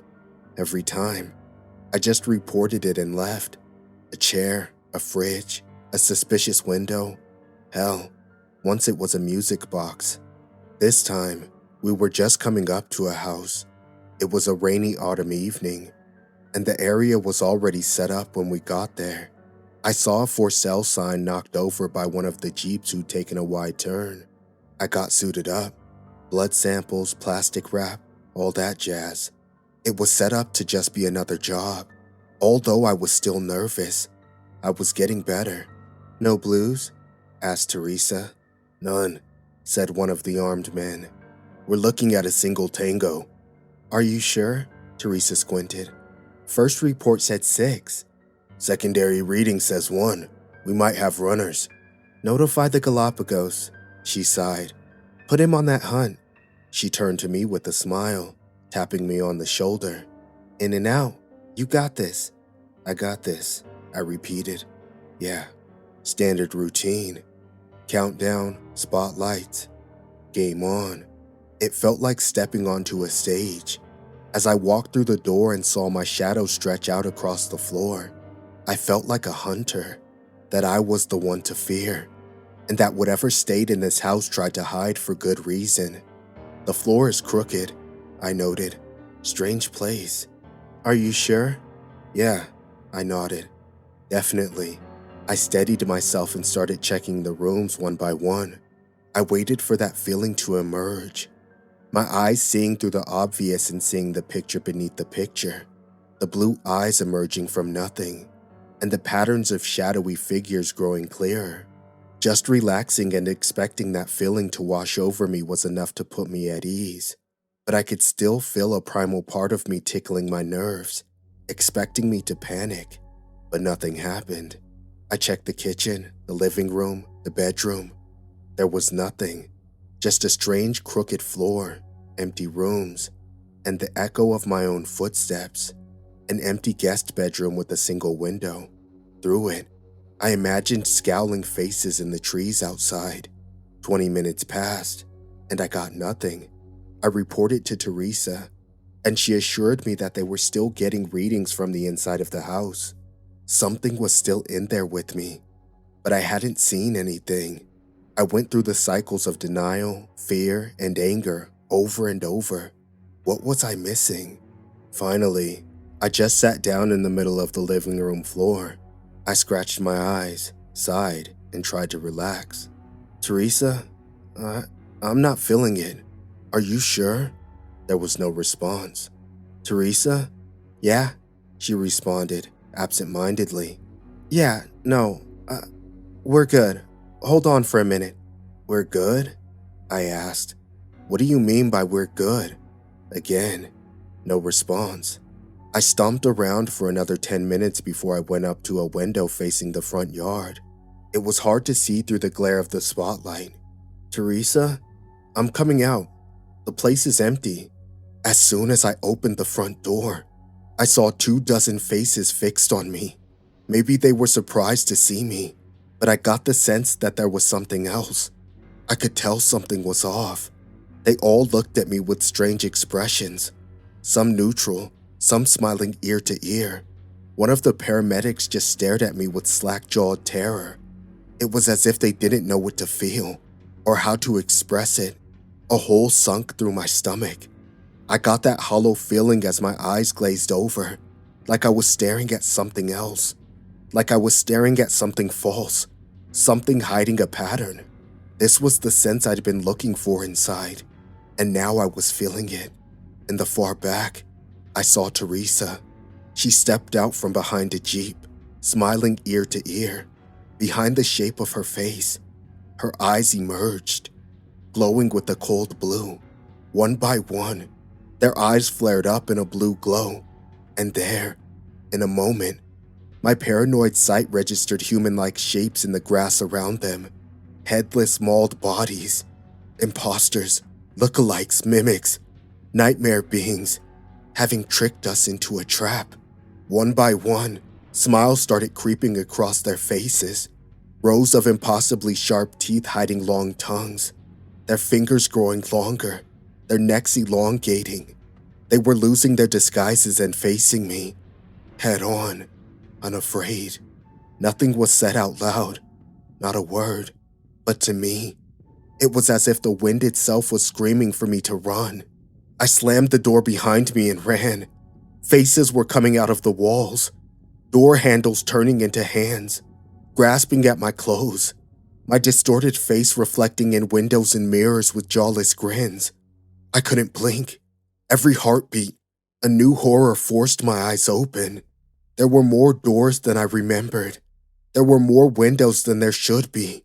The kitchen suddenly had a skylight, and there were 4 fridges.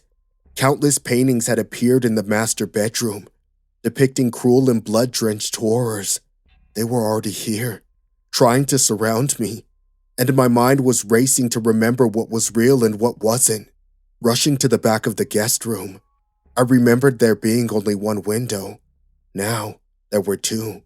I had to roll the dice, take a guess, do something. As I grabbed the window frame, I imagined teeth slamming onto my hands, tongues licking across my palms, wide smiles sating their hunger. But this time, it was just my imagination. I burst through the window and took off running into the woods. Through the night, I just kept going. My chest hurt from holding my screams in. Without my medication, everything in the dark looked like something reaching out for me, trying to eat me, trying to grab me. Creaking branches sounded like laughter, and howling winds were screams. I must have run for hours when my foot got caught between 2 rocks.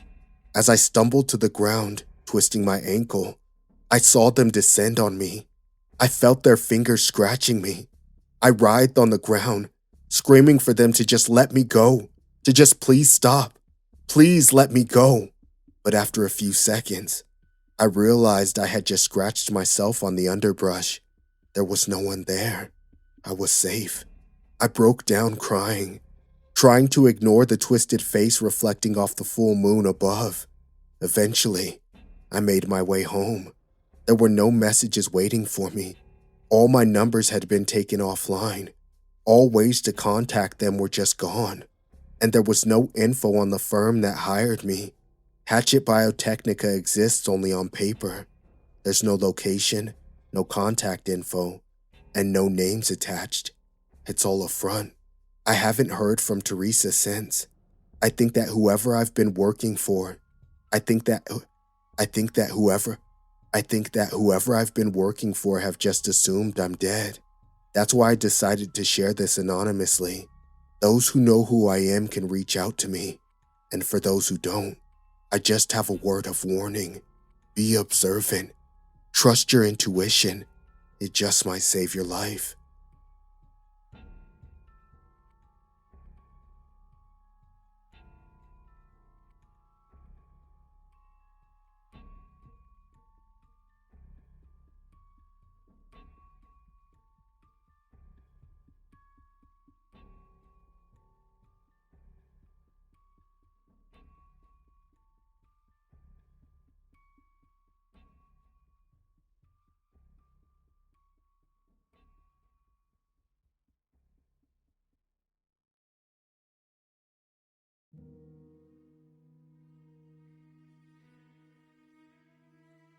I've been an investigator and hunter of the paranormal for longer than I care to remember.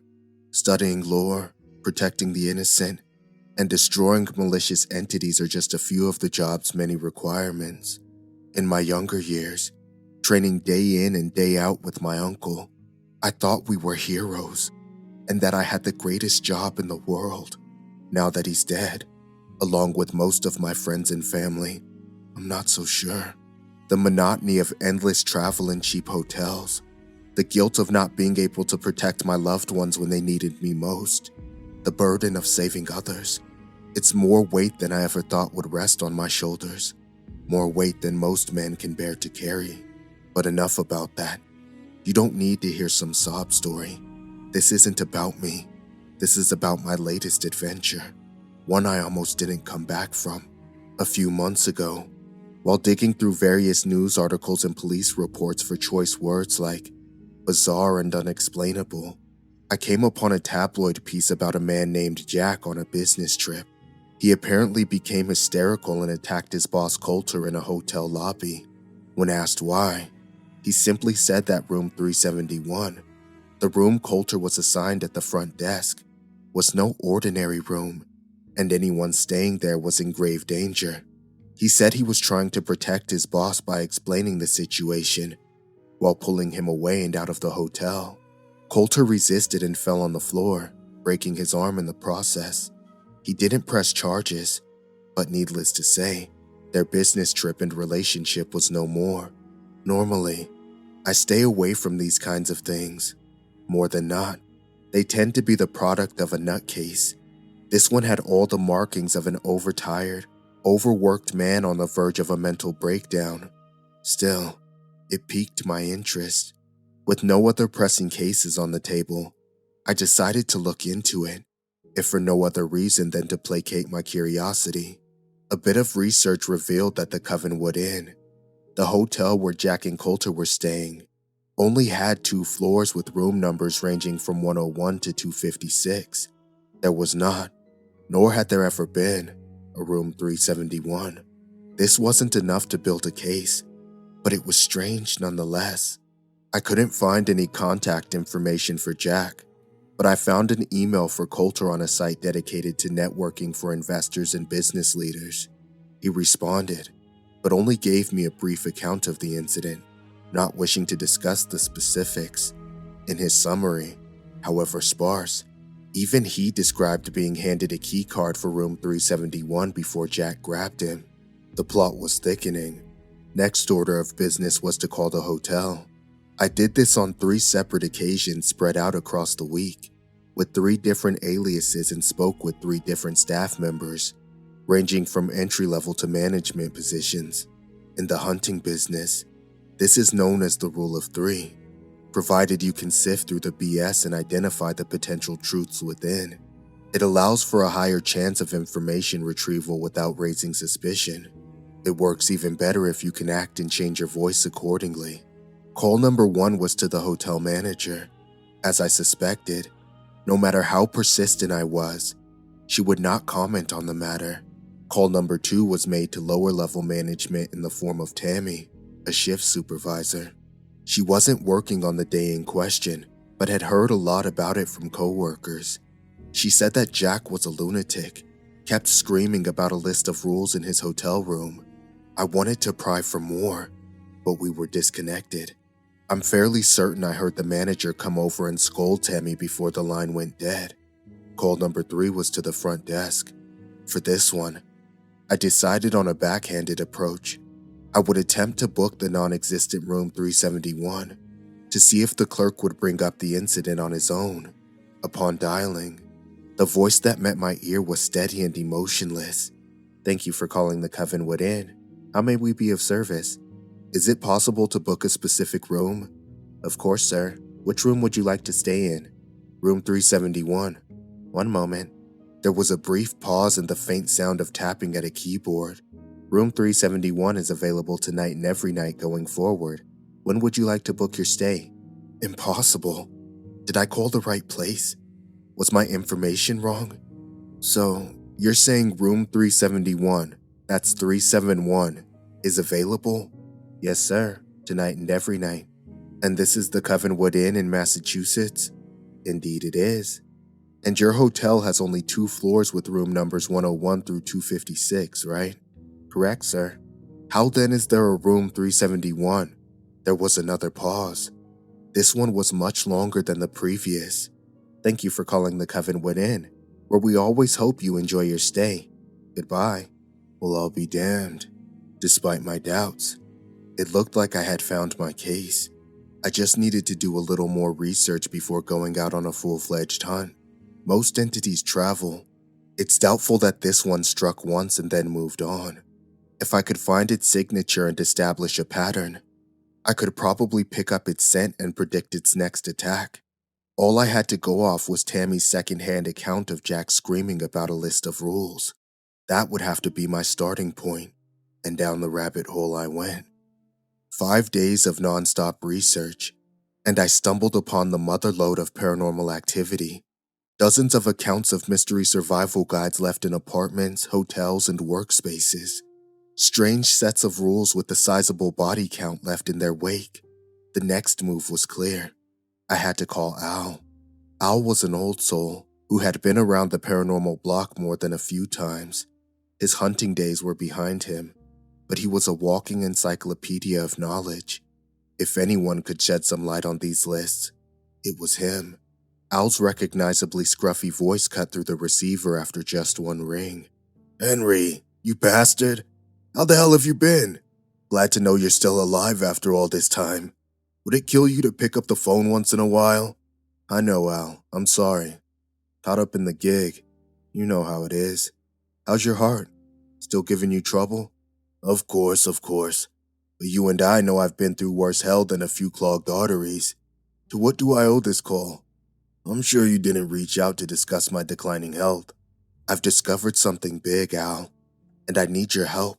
Must be big if you're calling me instead of diving in head first with no parachute like you usually do. Al was referring to a particular case we worked together a few years ago, his last one on the field. I was a foolish and cocky son of a bitch. We followed up on a bad tip I received from a less reputable source, and found ourselves smack dab in the middle of a dense forest, surrounded by a coven of dreamwalkers. They're nasty creatures with an appetite for children's nightmares, only attacking the waking under the light of a full moon, which just so happened to be the case on the night we went out there. It was a trap, and we walked right into it. We managed to kick and claw our way out, but just barely. Al took most of the onslaught. I carried him out to the main road and we were picked up by a passing truck and brought to the hospital. The physical damage was healed, but Al was never the same after that. He never said as much, but I swear he blamed me for what happened. Even if he didn't, I did. I can't ever forgive myself for that one. There are these strange survival guides being left in random locations across the country, and they're racking up quite the body count. I don't know if it's... Al interjected with a heavy sigh. I know exactly what you're talking about. You should probably swing by my place to talk more about it. Al, you're across the border, over 300 miles from where I'm... Damn it. Al was a stubborn man and a lonely one at that. He probably just wanted a visit, and I couldn't really blame him. After all, I was the reason he turned into an old hermit in the first place.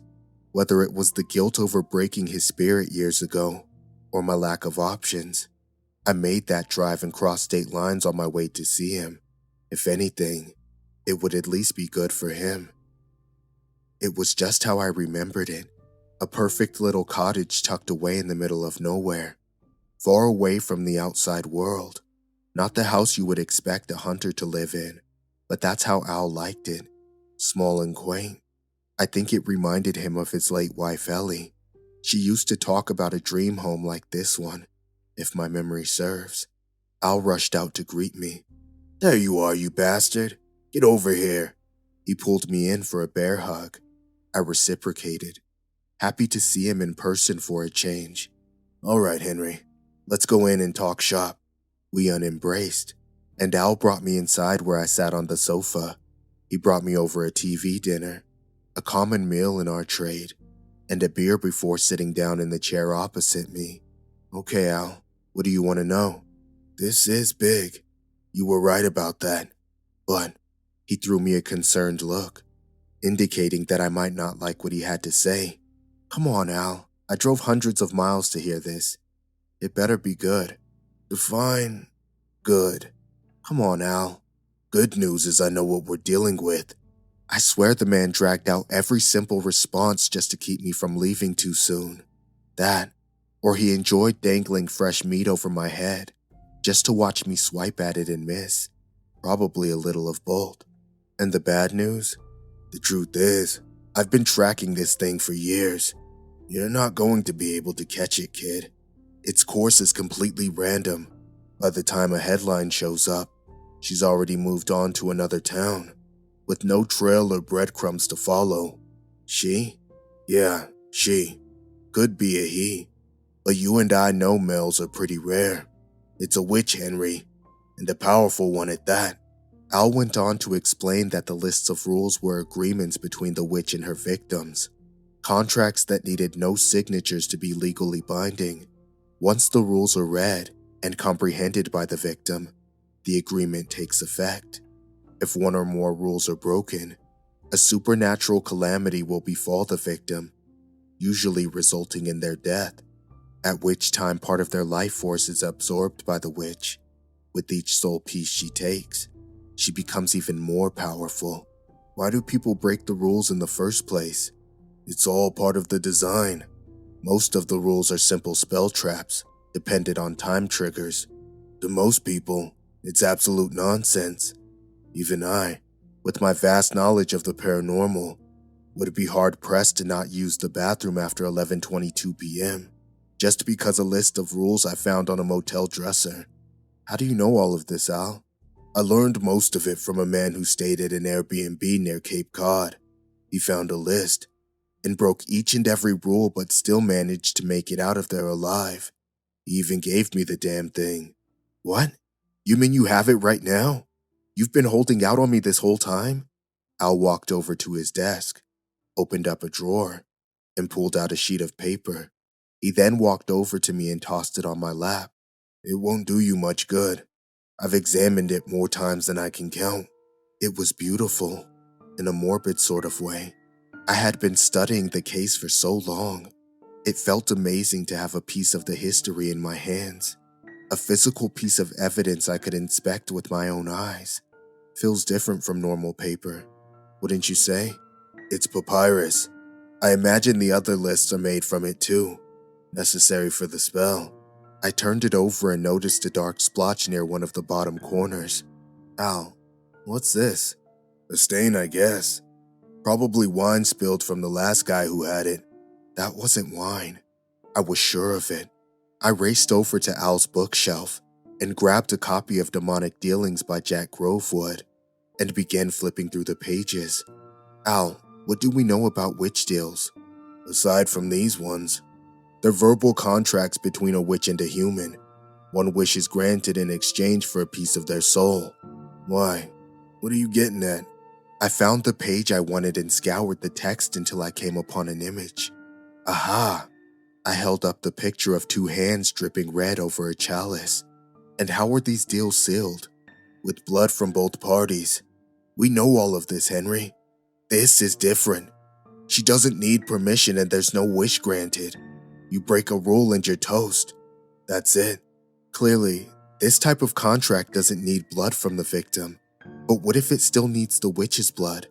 You know, to bind the soul piece to her when it's done. I held up the list and pointed to the dark spot. Al thought it over for a moment before it all sank in. You genius son of a bitch.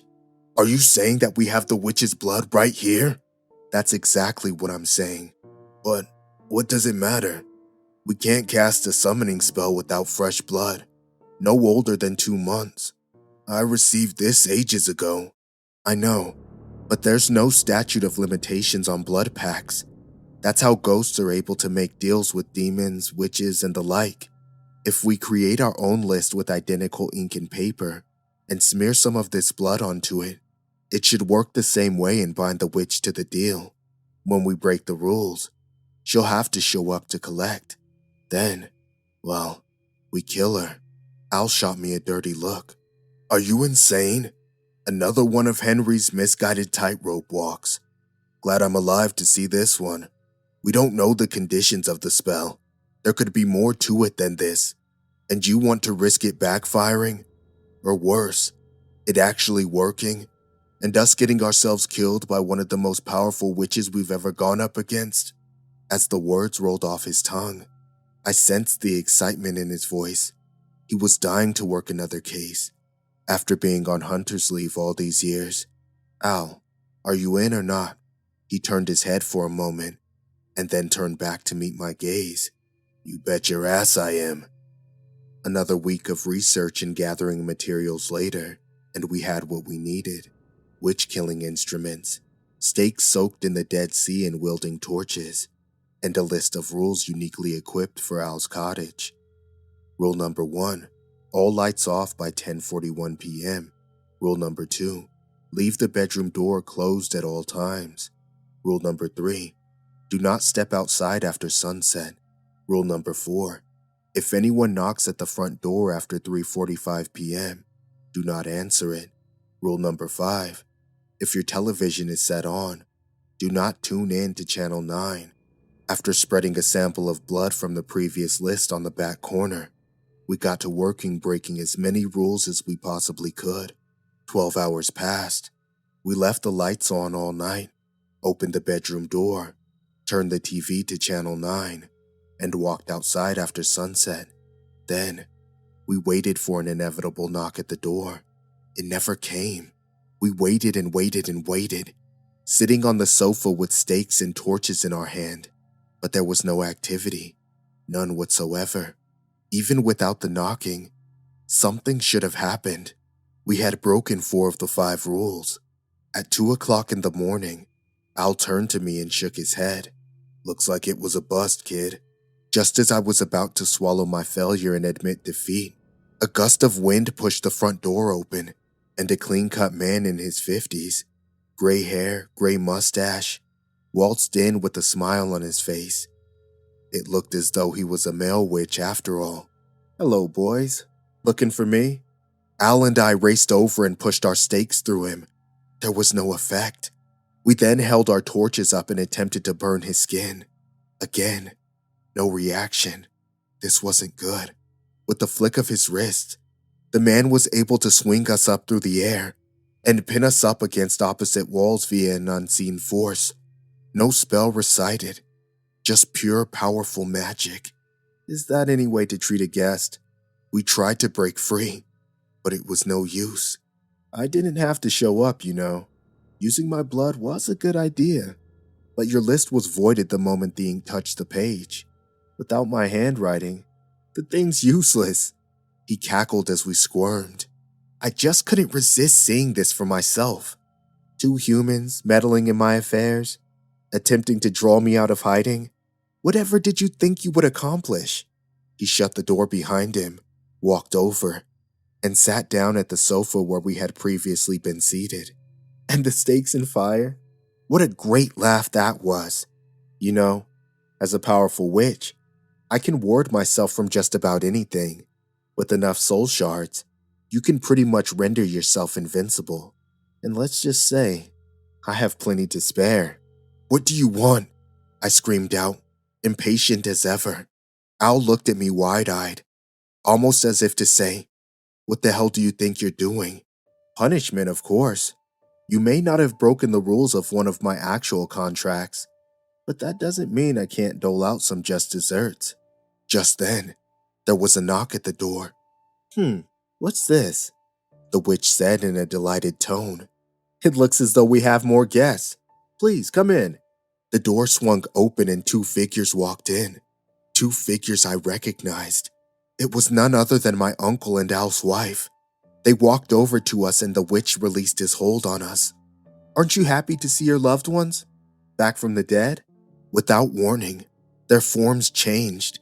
Their fingernails changed to claws that bent and curved towards the carpet. Their mouths opened at unnatural angles, revealing rows of sharp teeth that protruded outward. Finally, their eyes met at the center of their heads, creating a single pool of yellow light swirling in on itself. A life all its own. Then, they attacked. Al and I jumped and darted around the room, but it was no use. They were too fast, their arms too long. No matter what we did, they kept on pulling us in and tearing away at our flesh, bit by bit. Before long, we were both being tightly squeezed in their arms. Our pained cries echoed through the house. Oh, what's wrong? Don't you humans live for our tender embraces? It doesn't get any more loving than this. Just as our spines were about to break, Al did the unthinkable. Wait, I want to make a deal. All at once, the creatures loosened their grip and the witch spoke, just as surprised as I was. Oh, now that's something I didn't expect. Tell me, Al, what do you have in mind? A piece of soul for your safety? Sorry, but that just isn't worth it.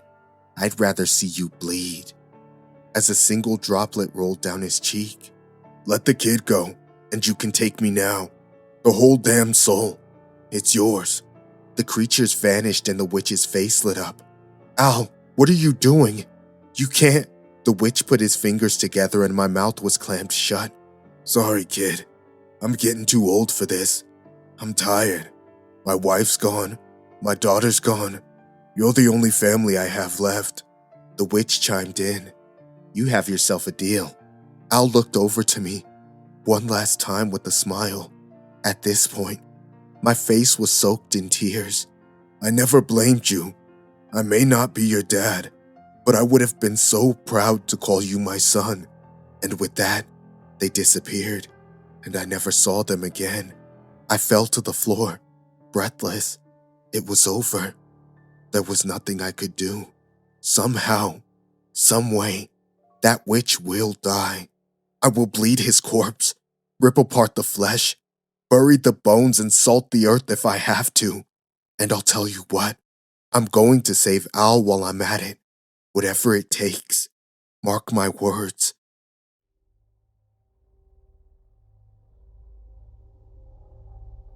I'm using this post to chronicle the events of this evening, as they have been truly fascinating.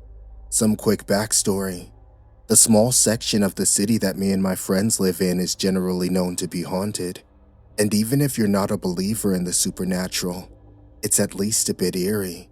I'm not going to dox myself by stating the location, but let's just say that creepy sightings, murders, and deaths due to unexplainable circumstances are our bread and butter. For most people, this means you move away as soon as you can. For folks like me and my friends, It generally makes for a pretty good time. Our Halloween parties are awesome. Most of our drinking nights have some sort of spooky game interlaced into them. And if you have literally nothing to do on a Friday night with your friends, you can always go on a tour of some of our haunted locales. Graveyards, abandoned buildings, creepy forests, you name it. So, with that background established, let's cut back to tonight. Me and my 3 closest pals decided to try our hand at an Ouija board. Were we going to be normal and try the Ouija board in one of our family's attics? Nah, that's too basic. We instead decided to trek up together. Would I shit you not? Is an abandoned treehouse left in an elevated section of our city, surrounded by forests. What could go wrong, right? We climbed up to the treehouse, set down a spooky-themed rug, lit some candles, and brought out the Ouija board. Despite my pretty extensive resume of dealing with all things creepy, I'd never actually tried an Ouija board before, so I was pretty excited to see what would happen. We went into this excited to break every rule in the book. We weren't going to do a seance. We were going to ask whatever we want, and we didn't need to worry about being respectful to the spirit. We figured if something interesting were to happen, it'd more likely be if we went in as carefree as possible. We sat in a circle around the Ouija board and got started, asking the simple question, is there a spirit with us? With all of our hands placed on the planchette, no real response. We fluttered the planchette in a few different directions, but we could tell we were kind of forcing it. We asked a few other questions.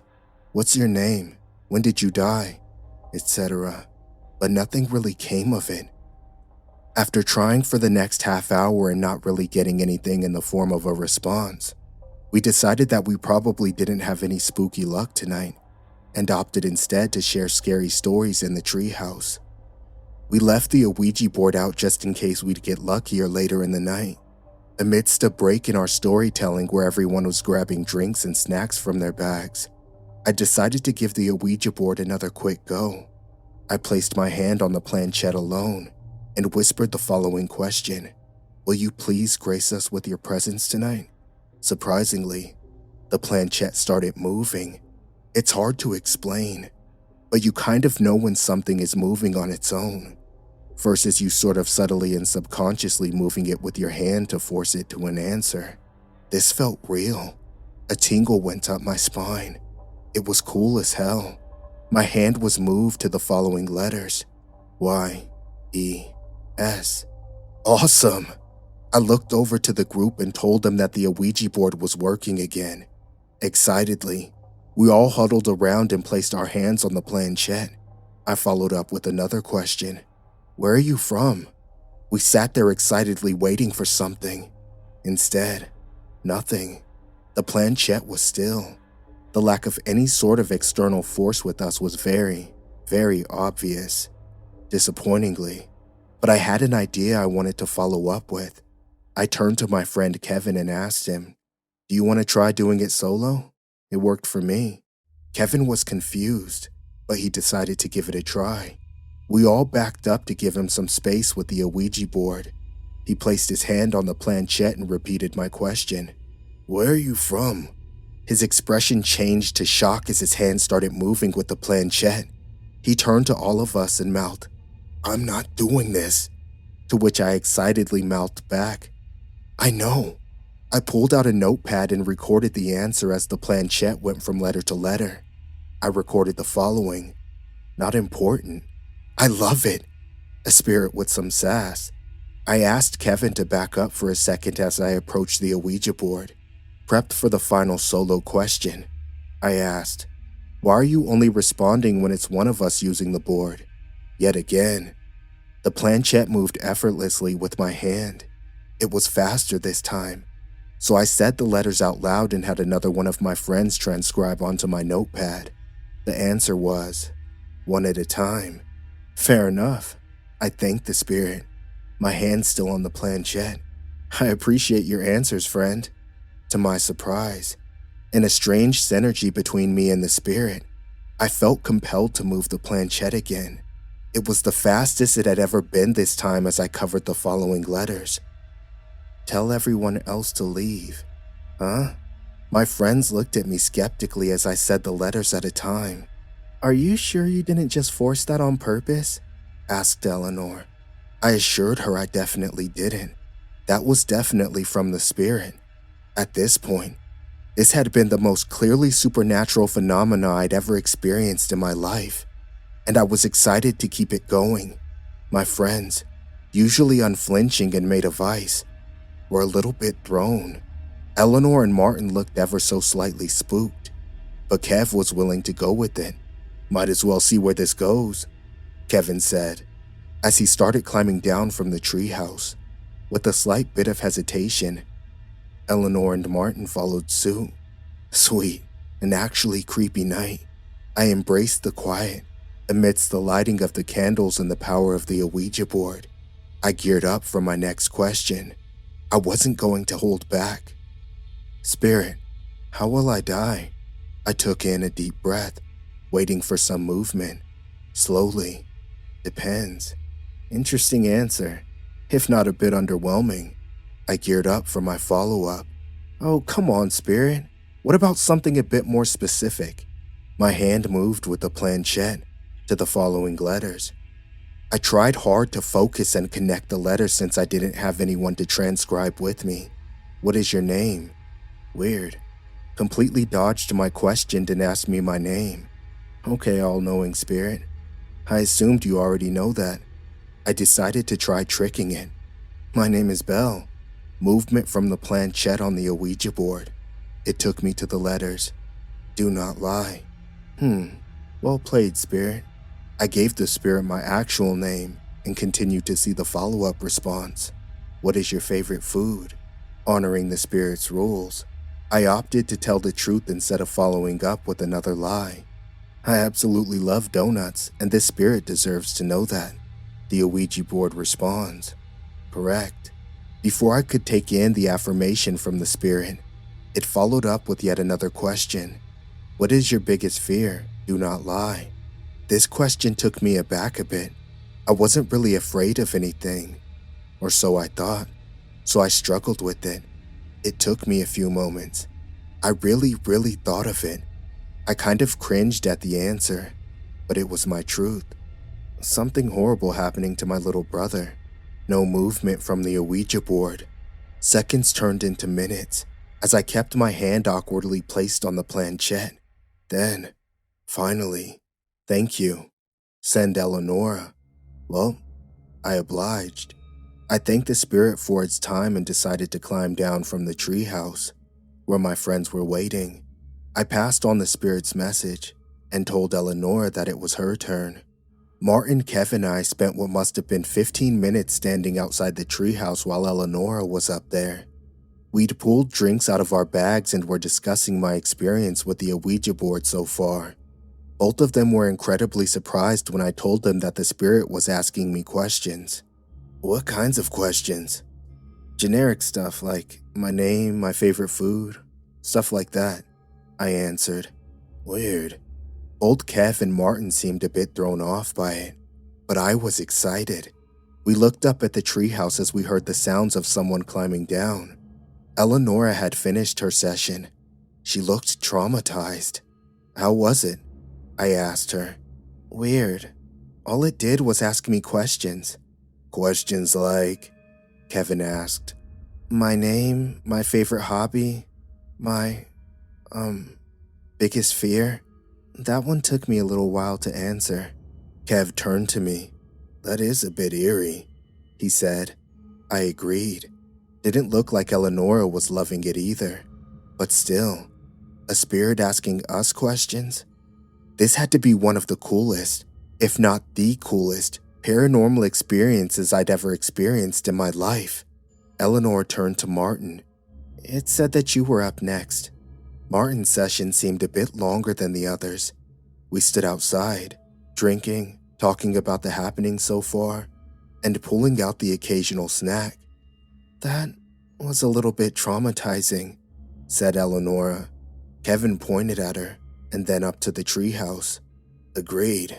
This is kind of messed up, he said. Yeah, but that's not the point, I responded. We seek out spooky happenings all the time and we never get lucky. This is an actual legit supernatural experience. I feel like we have to take advantage of it. Even if it's asking us personal stuff, what does it want this info for? Followed up Eleonora. I shrugged. While the biggest fear question was pretty weird, I didn't feel too worried that a spirit knew my favorite food or what my name was. Our conversation was interrupted by the sound of someone climbing down from the treehouse. Martin had finished up his session. It felt like it had been 30 minutes, which topped the rest of our sessions.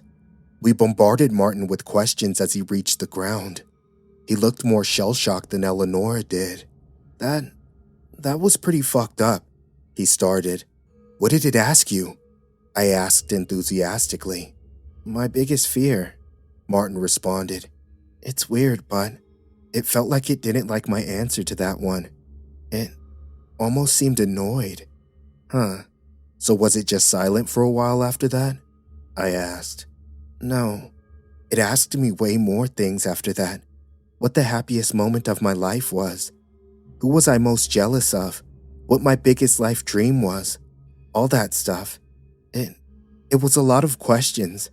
Then, finally, it just wrapped up with thank you. And that was that. Martin turned to Kevin. You're up next, man. Kevin turned to all of us. Here goes nothing. He sighed and started climbing up to the treehouse. We watched him make his way up to the top. For the first time in the evening, I had a knot in my stomach.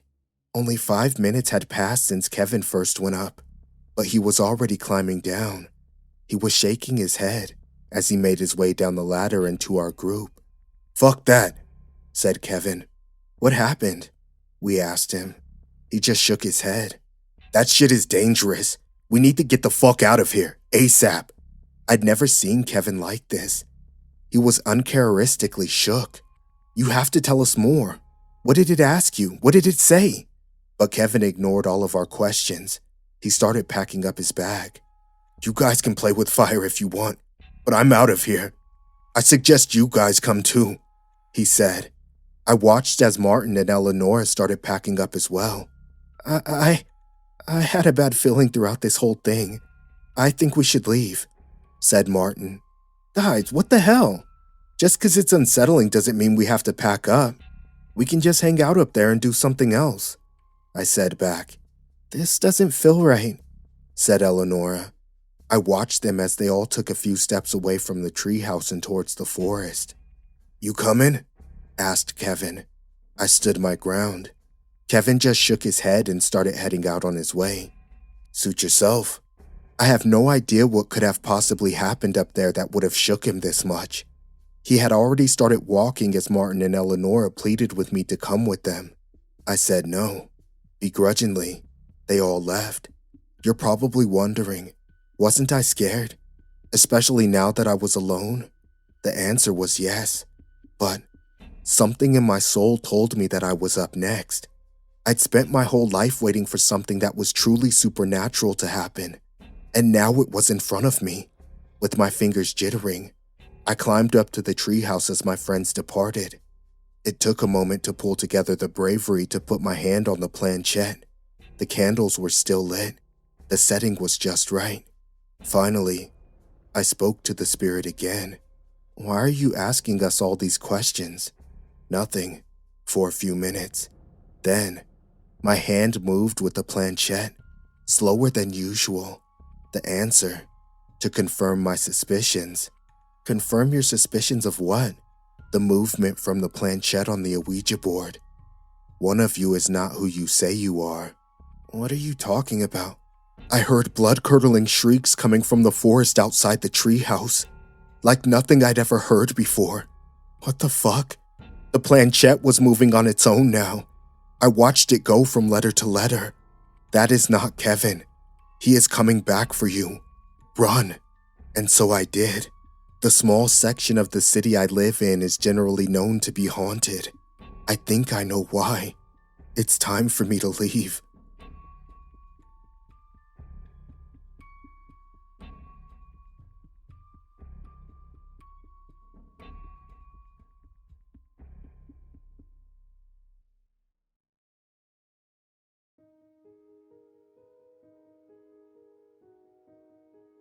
I've always been a bit off. I grew up with my grandparents in the outskirts of St. Gall, Minnesota. You can call them hippies if you want. They were emotionally distant people. I could tell they weren't very close with their child, my mother, and they weren't happy with her decision to have me. Honestly, most of the parenting I got were from the other residents of St. Gall, this close-knit community of outsiders. And my parents? Well, I've never met them. My mother is in jail, possibly for life. Not sure why, but seeing as my dad is dead, I have my suspicions. Honestly though, they've never been a part of my life, and I'm not gonna start caring now. But I'm here to tell you about one of my most private and weird personal problems. Because of recent events, I've grown a bit existential. I thought it was about time I shared my story. My grandparents told me I had a skin disease, something that could transfer from one person to another if I wasn't careful when spending time with others. They had all kinds of fancy Latin words for it, and statements from dermatology specialists. Looking back at it, I should have asked a lot more questions. I figured out it was nonsense by age 7. Either way, I was told to stay away from people and keep to myself. I had to wear gloves at the dinner table, and there were no hugs and kisses. Instead, I'd get a steady gloved handshake when I did something good, and I was sent to the basement when I did something bad. The basement had no books, which was punishment enough. Just a dark room where I was left to stew on my anxieties. During my formative years, I was homeschooled. I noticed that I kept surprising people with my ability to retain, observe, and use information. While my grandparents might quiz me on European history, for example, I not only knew the answers perfectly, I could discuss them, challenge them, and see patterns from other textbooks I'd read. They kept calling me a smart kid, but I've never really felt smart. I just see things and remember them. If that's all there is to being smart, then it's not that big a deal. Trust me. But it came to a point where I could no longer ignore it. People in the community came to me for help, and I started picking up foreign languages. I learned fluent Spanish watching Telemundo, and a lot of German from documentaries about the Second World War. Today I speak 8 languages fluently, but being intelligent, whatever that means, is not just a boon. You're constantly second-guessing yourself, asking if there's a better answer. You're worried you don't have all the pieces to a puzzle.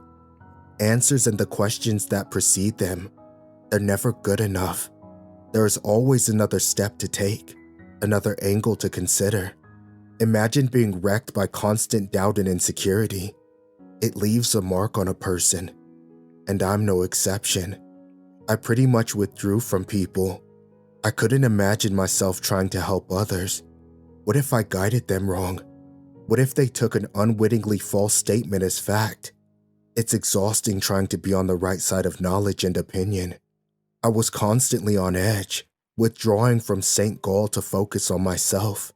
I learned to find comfort in nature, mostly from a friend I made as a kid. It was an early morning in May, and the air was still thick with dew. I took a walk around the lake when I noticed this awful cry. The couple had been setting up fox traps to protect their chickens, and something was stuck. I hurried over. At first I thought it was a small dog, but the shape of the paws were all wrong. Taking a closer look, I realized I was looking at a baby black bear. The mother was nowhere to be seen, and the little thing was screaming its heart out. I felt awful, but as I approached, it lashed out towards me. I tried to calm it down, and the strangest thing happened. The moment I put my hand on its forehead, it just stopped screaming. The little animal just stared at me, confused. Those big dark eyes locked onto mine, and I could tell it knew my intention. It knew I meant it no harm. I'm sure of it. It was just scared, confused, and in terrible pain. "I'll help you," I whispered. "You'll be fine." I made a mental checklist of all the things I needed. It might require stitches, bandages, maybe even a splint. I had to check if the leg was broken or merely sprained. It could be dehydrated, starved, or even sick. I didn't see any signs of mange or other diseases, so I just pet the animal, whispering comfort. "I'll be right back." As I stepped away, it didn't panic. It knew I'd be back. I raided our first aid kit and spent most of the day caring for it. I didn't bring it back to the house, as I wanted the mother to have a chance to find it. Instead, I cleaned it, cared for it, and kept it company. The leg wasn't broken, but there was a deep gash. The bear also had a limp when he walked, understandably. I figured it might be permanent. Still, it seemed calm in my presence. In a way, I felt a connection to it. We understood one another in a way that people usually didn't. I listened. He leaned against me and slept as I practiced my Mandarin. I called him Wojtek, like the bear the Polish 22nd Artillery Supply Command adopted during the Second World War. I spent 4 days with Wojtek that summer. Every night, I'd tuck him in next to a large rock so no wild animals would find him. And every morning I'd bring him eggs, toast, and bacon. My grandparents usually let me eat in my room alone, so they didn't notice me sneaking out to share my dinner. At the night of the 4th day, I tucked in Wojtek. I heard this rumbling noise, a tree breaking. The sun was setting, and I didn't even notice the black shadow flanking me. I turned around and realized I was facing a fully grown black bear, and I was standing between her and her cub. As she stood up on her hind legs, I remembered thinking that I didn't even have the time to panic. I almost laughed. My death would be so sudden I didn't even have a chance to regret my actions. I froze, looking at those enormous claws, the jaws large enough to swallow my head. As she roared, I could feel my body collapsing to the ground. I thought I'd die from the sound alone. Then I noticed Wojtek. He'd stepped out and placed himself between me and his mother. He stood up on his little legs, making this tiny yelp noise over and over. It almost looked like he tried to mimic me, even though it pained him to stand on his wounded leg. I just crawled into a ball and made myself as small as possible. Over and over, I heard Wojtek screaming at his mother. The air grew silent, like that feeling you get before a lightning strike. I held my breath as I heard the trees bending and breaking. Looking up, I saw Wojtek limping into the woods, following his mother away from St. Gall. I don't speak bear, but I'll tell you, Wojtek saved my life. I'm sure of it. That summer, I started spending a lot more time with animals. There was something so relieving about being understood without having all these expectations looming over me. Animals are so simple, and so grateful for so little. I started spending more time downtown, helping out at the animal shelter and the veterinary clinic. I knew my grandparents wouldn't approve of me spending too much time around other people, so I just told them I was at the library, which wasn't entirely untrue. I borrowed a lot of books on the anatomy of common domesticated animals. I can clearly remember the first time I helped feeding the dogs at the shelter. They'd bark and growl, but as soon as I stepped into the room, they just stopped, all those little eyes turning to me, staring, as if they wondered what the hell they were even looking at. They were already listening to me, trying to figure me out. They knew I was there to help. When I was 16, my grandparents died. They died within 3 months of one another, and I was left with an inheritance I didn't know what to do with. I invested most of it, sold the house, and moved into a small apartment downtown. By now, I was a de facto and unlicensed veterinarian. Nearby farms would sometimes call me up and give me something off the books for my help. I can't count the amount of cows and goats I've treated. Most of the farmers called me Dr. Charming. You know, as in Prince Charming, similar to a Disney princess. I used my inheritance to pay for my college studies. My investments also paid off handsomely, allowing me some greater luxuries. I got my VMD degree ahead of schedule from MSU. I can honestly say that it was easier than I expected, and I started to realize that many of my fears were exaggerated. I still lived largely separated from other people though, and I didn't have many friends. I had a few acquaintances, and most of the nearby farmers knew me by name, but that's not really what I'd call a relationship. As I turned 20, I decided I would make a conscious effort to be more social and face my fears. I had known for years that I didn't really have a contagious skin condition. That lie wasn't really all that held me back. Honestly, I just felt like a freak. I'd get lost talking to other people, and it would be exhausting trying not to correct them. Instead, I just hold my tongue and stick to subjective topics. Music, film, literature, favorite actor, that sort of thing. It was during an after-work event with the others from the vet clinic that I first met Veronica. I was an unkissed, unloved, and insecure virgin at the time. Veronica took a liking to me, amazed by the amount of random nonsense I could dig out of my brain. She described it as having an unlimited flower bed of trivia she could make bouquets from. I'd never heard anything like that. While our first meeting was short-lived and awkward, our following 4 dates went by like a charm. We'd go for long walks and she'd ask me all sorts of questions. "Isn't it funny?" she'd say. "You could literally be a rocket scientist, but you can't pick up on sarcasm." One thing led to another, and we started dating. Veronica was the charming and outgoing ice pick I needed to break out of my shell, and to this day, I credit her with what little social experience I have. She was warm, understanding, and had no trouble explaining social cues I might have missed. It didn't take me too long to get the hang of it, and soon I could hold my own in a conversation with her friends. But things weren't perfect. After about a month, I remember waking up in the middle of the night to find her sitting at the edge of the bed, crying hysterically. She'd hold her face in her hands, shivering and unblinking. I'd never seen her do that before. As I held her, she just started speaking nonsense. "None of it matters," she'd say. "We're nothing but walking wheat, broken clocks. We're useless, fragile, and so insignificant." I tried to calm her down, but it was impossible. We'd sit for hours, and she'd just spew these horrible existential anxieties.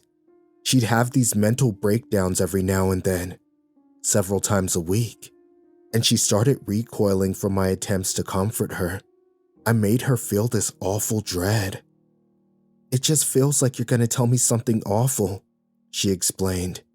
"You're in my head, and I want you out."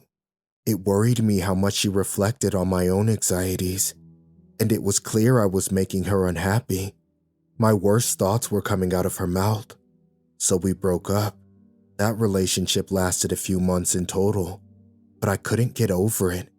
The way I'd turned her from this happy-go-lucky and independent woman to a nervous wreck, it made me feel like an abuser. I had no idea what was even going on, and I couldn't tell what was wrong with me. I heard from a friend of a friend that she started taking Xanax and going to therapy. I'm not sure what I think about her therapist, Dr. Bogan. That woman gives me the creeps. Back then, I spent a lot of time with my work colleague turned friend, Jacob. He was a few years older than me and had just gotten his own VMD. He had seen a lot of the strangeness I brought to the clinic, and he was one of the few who didn't seem to mind or question it. He had this amazing laugh that could easily break any tension. I remember this one night we spent at a bar, about after a week after my breakup with Veronica. It was one of the first times I had got really drunk. That bottle of blueberry wine felt like stepping on a goddamn landmine, and my shell just cracked wide open. I'd gush about how amazing she was, how she made me feel, how beautiful she was. I'd quote love poems by Burns and Keats, laugh, cry, and finish most of the bottle on my own. At the time, Jacob was nothing but supportive. He'd pat me on the back, He'd make sure I drank plenty of water, and he'd ask me all kinds of follow-up questions. He just wanted me to get it all out. He actually told me it was nice to see me act all human for once. At the end of the night, he helped me get back home. Before we parted ways, I gave him this big hug, and he just froze. 2 weeks later, I found out he and Veronica had started dating. Out of nowhere, he just started courting her. She'd appreciated the attention, and the two had gotten along. Jacob was absolutely smitten by her, and she had found someone willing to overlook and tolerate her exhausted mental state. The two of them just turned into this natural couple, like I'd never been a part of the equation. Honestly, it kind of pissed me off. I quit my job and moved to the next town over. They, on the other hand, got married. I wasn't even invited to the wedding. For a few years, that's been my life. I've been keeping to myself and spending time with the local wildlife. I've taken a few trips to Europe and reinvested my winnings. I've had a few short relationships with a handful of women, but as soon as I saw a hint of what happened to Veronica reflect in their behavior, I just had to leave. I left a trail of broken hearts, and after a while, I just stopped trying to justify it. I was being selfish. I couldn't keep hurting people just to get over my own insecurities. It wasn't until a Thanksgiving parade last summer that I accidentally ran into Jacob and Veronica again. They had brought their kids, and I barely recognized the two at first. They looked so suburban. As Jacob's oldest son was waving a balloon around, I noticed Jacob staring at me from across the road. I figured enough time had passed that we could talk as adults, so we met up after the parade. It warmed my heart to see Veronica do so well. A few memories of her beautiful hair on my pillow next to me surfaced, and I felt this warmth in my chest. As she stepped away to help her kids use the restroom, Jacob approached me. He had this uneasy smile, something I'd never seen on him before. We shook hands, and his smile faded away. "You want to talk to her?" he asked. "No, I just wanted to see how you were doing. Long time no see, you know?" "You sure about that?" he chuckled, trying to diffuse the tension. "Yeah, I'm sorry. I didn't mean to." No, said Jacob, nodding. "I get it. No worries, man. It's all history." He looked down on his hand, blinking. "But if it's okay with you," he continued, "I'd like for you to piss off and leave my wife alone." I want to say that was the last time I saw Jacob, but that wasn't the case. He added me on Facebook so he could stalk me. He'd send me long emails, talking at length about how he knew what I really felt for his beloved Veronica. It'd be these absurd, paranoid rants. He'd ask me about my dreams, about my intentions, even creepy private things like how long I'd touch myself while thinking about her. "That's my wife," he'd write. "I know how you feel about her, and I'll wring your fucking neck if I see you looking at her like that again." At first, I tried to calm him down, but after a while, I just started blocking him. Everything I said just made him worse, and I was honestly getting worried.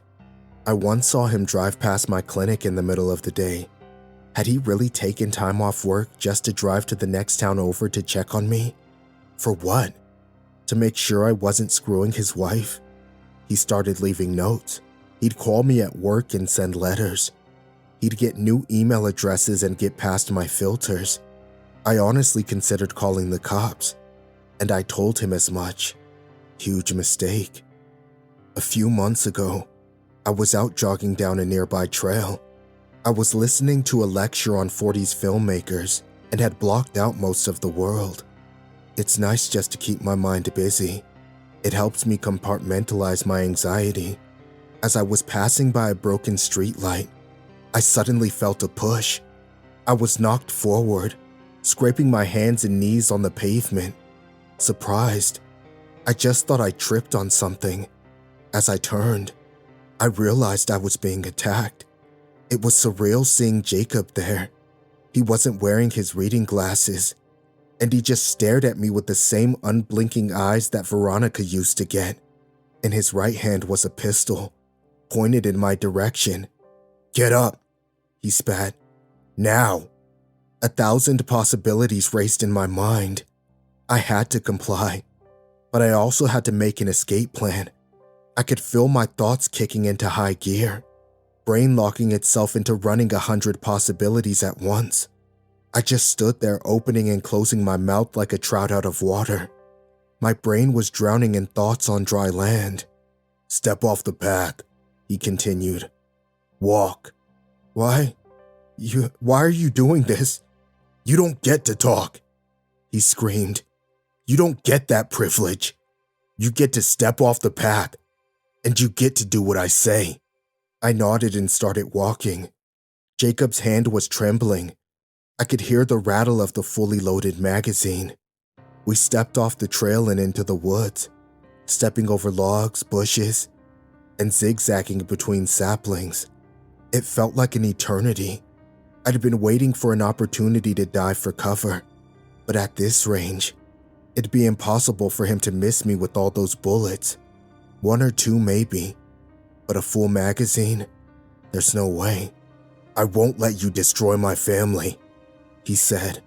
"I know you want her back. You should have listened." "To what?" I asked. "You pursued me. I haven't done anything." "Don't you get it?" He laughed. "You don't see it?" He steadied his aim as I backed up. He was being smart, not aiming for the head. It'd be a body shot. One wrong move, and I'd be gone. It doesn't matter how many times you've imagined it.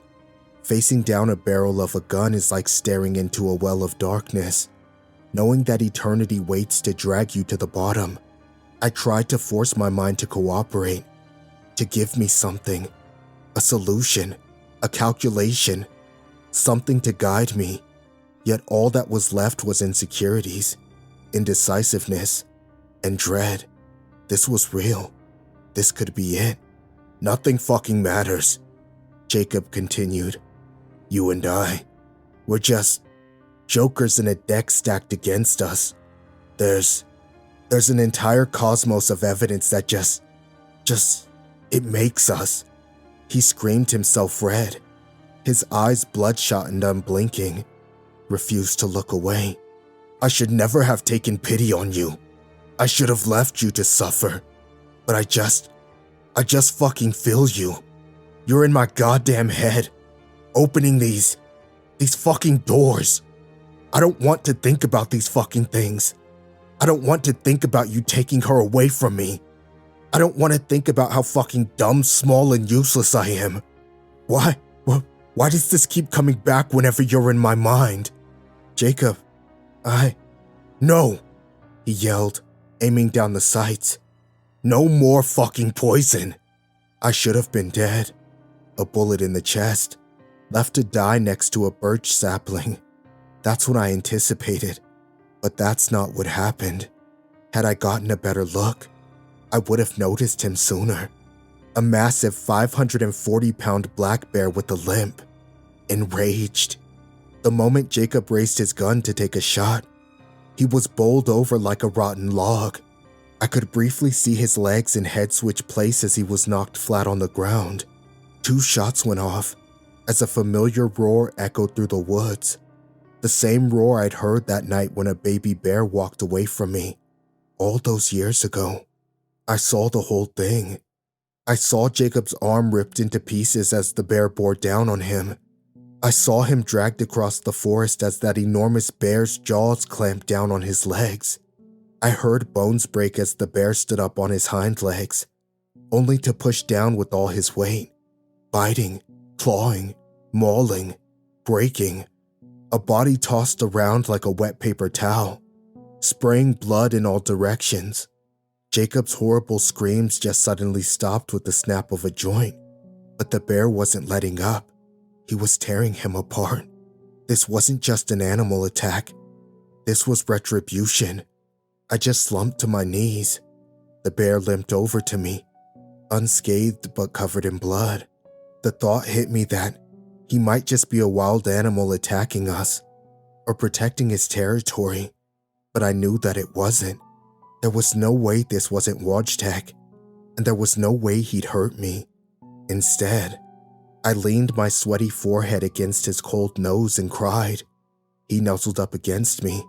Over the years, his little yelping noises had turned into deep, comforting snorts.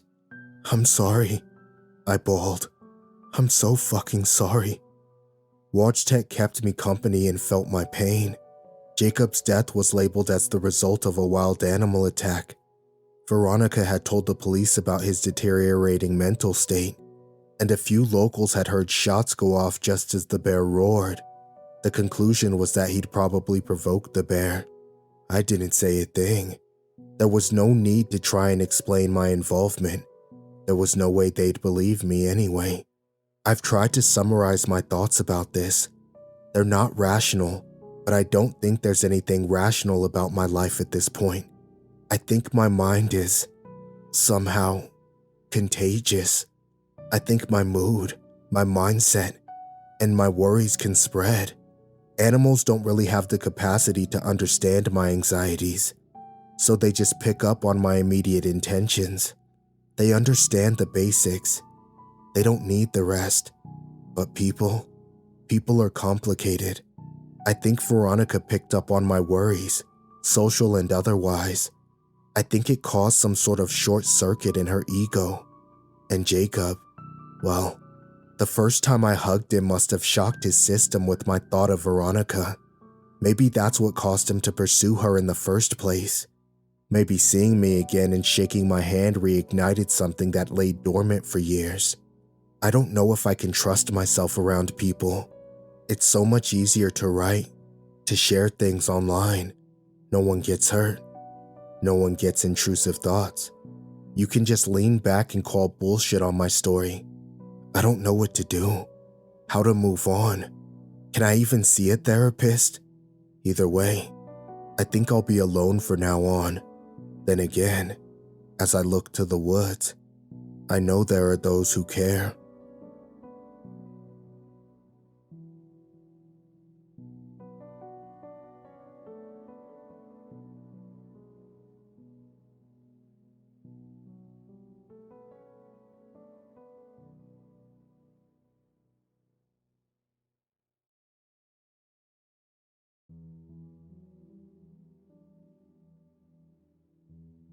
I'm being stalked by the Hollow Out. At least, that's what I call it. I only became aware of it last year, and I might never have known if it wasn't for the old lady on the subway. A cartoonish rendition, really. Blue cotton dress, silver hair, a pale and wrinkled face framed by a headscarf. There was nothing that should have seemed out of place. And yet, the longer I looked, the more off she felt. We were the only two on the subway that night. The car was filled with an ominous green glow, complemented by an occasional flash of blue light from the tunnel outside. The old woman was sitting opposite me, several rows down, looking straight forward. Her head snapped in my direction and I suddenly looked at my feet, feeling awkward for staring. But after a few moments, I braved another sideways glance. Yes, there was something off about her. The way things just look off, even when you can't put a finger on it. Something about her face, the way it sagged in all the wrong places.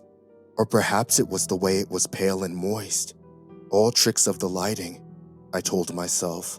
The overhead light cast wicked shadows from her features, deepening her eyes into sockets that seemed almost infinite. When the train slowed to an eventual stop, I felt relieved because I was beginning to creep myself out. The doors hissed open, and I moved past the old woman, refusing to look at her for fear of making it awkward again. A hand flew out and grabbed my wrist. She held me there for a moment, the two of us staring at each other. Her grasp was ice cold and clammy, but she held tight, almost painfully so. Her offness was no more discernible at this range, but there was a lumpiness to her face that didn't sit well with me. She raised a knobby arthritic finger toward the seat I'd just left. My wallet was over there. In my haste to leave, it must have fallen out of my pocket. "Oh, thank you," I said, my heart beating rapidly in my chest. At last, her cold clench relinquished and I retrieved my wallet from the seat. Stepping off the subway was like getting a breath of fresh air. It seemed 20 degrees warmer outside. When I looked back at the subway car, I expected to glimpse the old lady one last time, but she wasn't there. If she'd followed me out, I hadn't seen her. It wasn't until late that night, tossing and turning sleeplessly in bed, that I realized what had been the most unsettling about the old woman's face. There were harsh rims around her eyes. Her pale flesh became somehow different, as if her face had only been a mask, and the eyes peering out, bright and unknowing, belonged to another person. It sounded crazy at the time. After a week had passed, I convinced myself that the old woman's face had simply seemed strange in the creepy subway light. After a month, I'd reduced the experience to nothing more than my own late-night chills. But just when I was beginning to forget the whole thing, the same oddities appeared in someone else. Mr. Morrison was the high school chemistry teacher.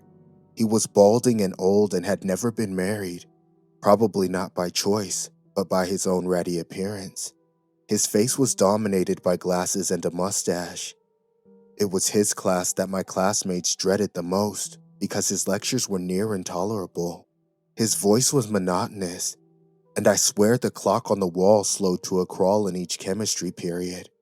On this particular day, though, Mr. Morrison was less talkative than usual. He hardly uttered a word, and when he did speak, it sounded different. It was unmistakably his voice, but there was a strain to it, as if something were tugging at his vocal cords, playing them like instruments, commanding them to work. Mr. Morrison's back was turned, and he spent most of the class copying our textbook onto the chalkboard. It wasn't the usual format of his class at all. When he talked, his movements were jerky and crooked. In the back of the class, Beth raised her hand and said, "Mr. Morrison, are you feeling okay?" "I'm just fine," he said. Each word sounded like it caused him a great deal of pain. "May I be excused?" I asked, having no intention of using the restroom. I wanted to get as far away from this class as possible, because just looking at Mr. Morrison was starting to make me feel sick. "No," barked Mr. Morrison suddenly, aiming a curled finger at me. "Stay after class, Michael. We need to talk." Behind his glasses, Mr. Morrison's eyes had the same mask-like appearance the old woman's had. There were circles around them, and the eyes inside were bright and uncanny. They were not Mr. Morrison's eyes. "Yes, sir," I said softly, but as soon as the bell rang, I vanished into the crowd of exiting students and hurried out of the building. Instead of going to my next class, I waited for Mr. Morrison and followed him at a distance when he finally left the school. His legs twisted and limped as he walked, his feet turning inward or splaying to the side. He staggered like a zombie, fell against the building, straightened, and continued forward. I followed him along the side of the school and watched him disappear around the back. Where was he going? The parking lot was out front and there was nothing back there to interest him, or so it would seem. Peering around the corner, I saw something I will never forget until the day I die. At first, all I saw were dumpsters, and then I found him. Mr. Morrison was on the ground, but he was no longer the plump man he once was. He was deflated and hollow, a human husk, a sack of flesh that had been emptied of all bone, blood, and tissue.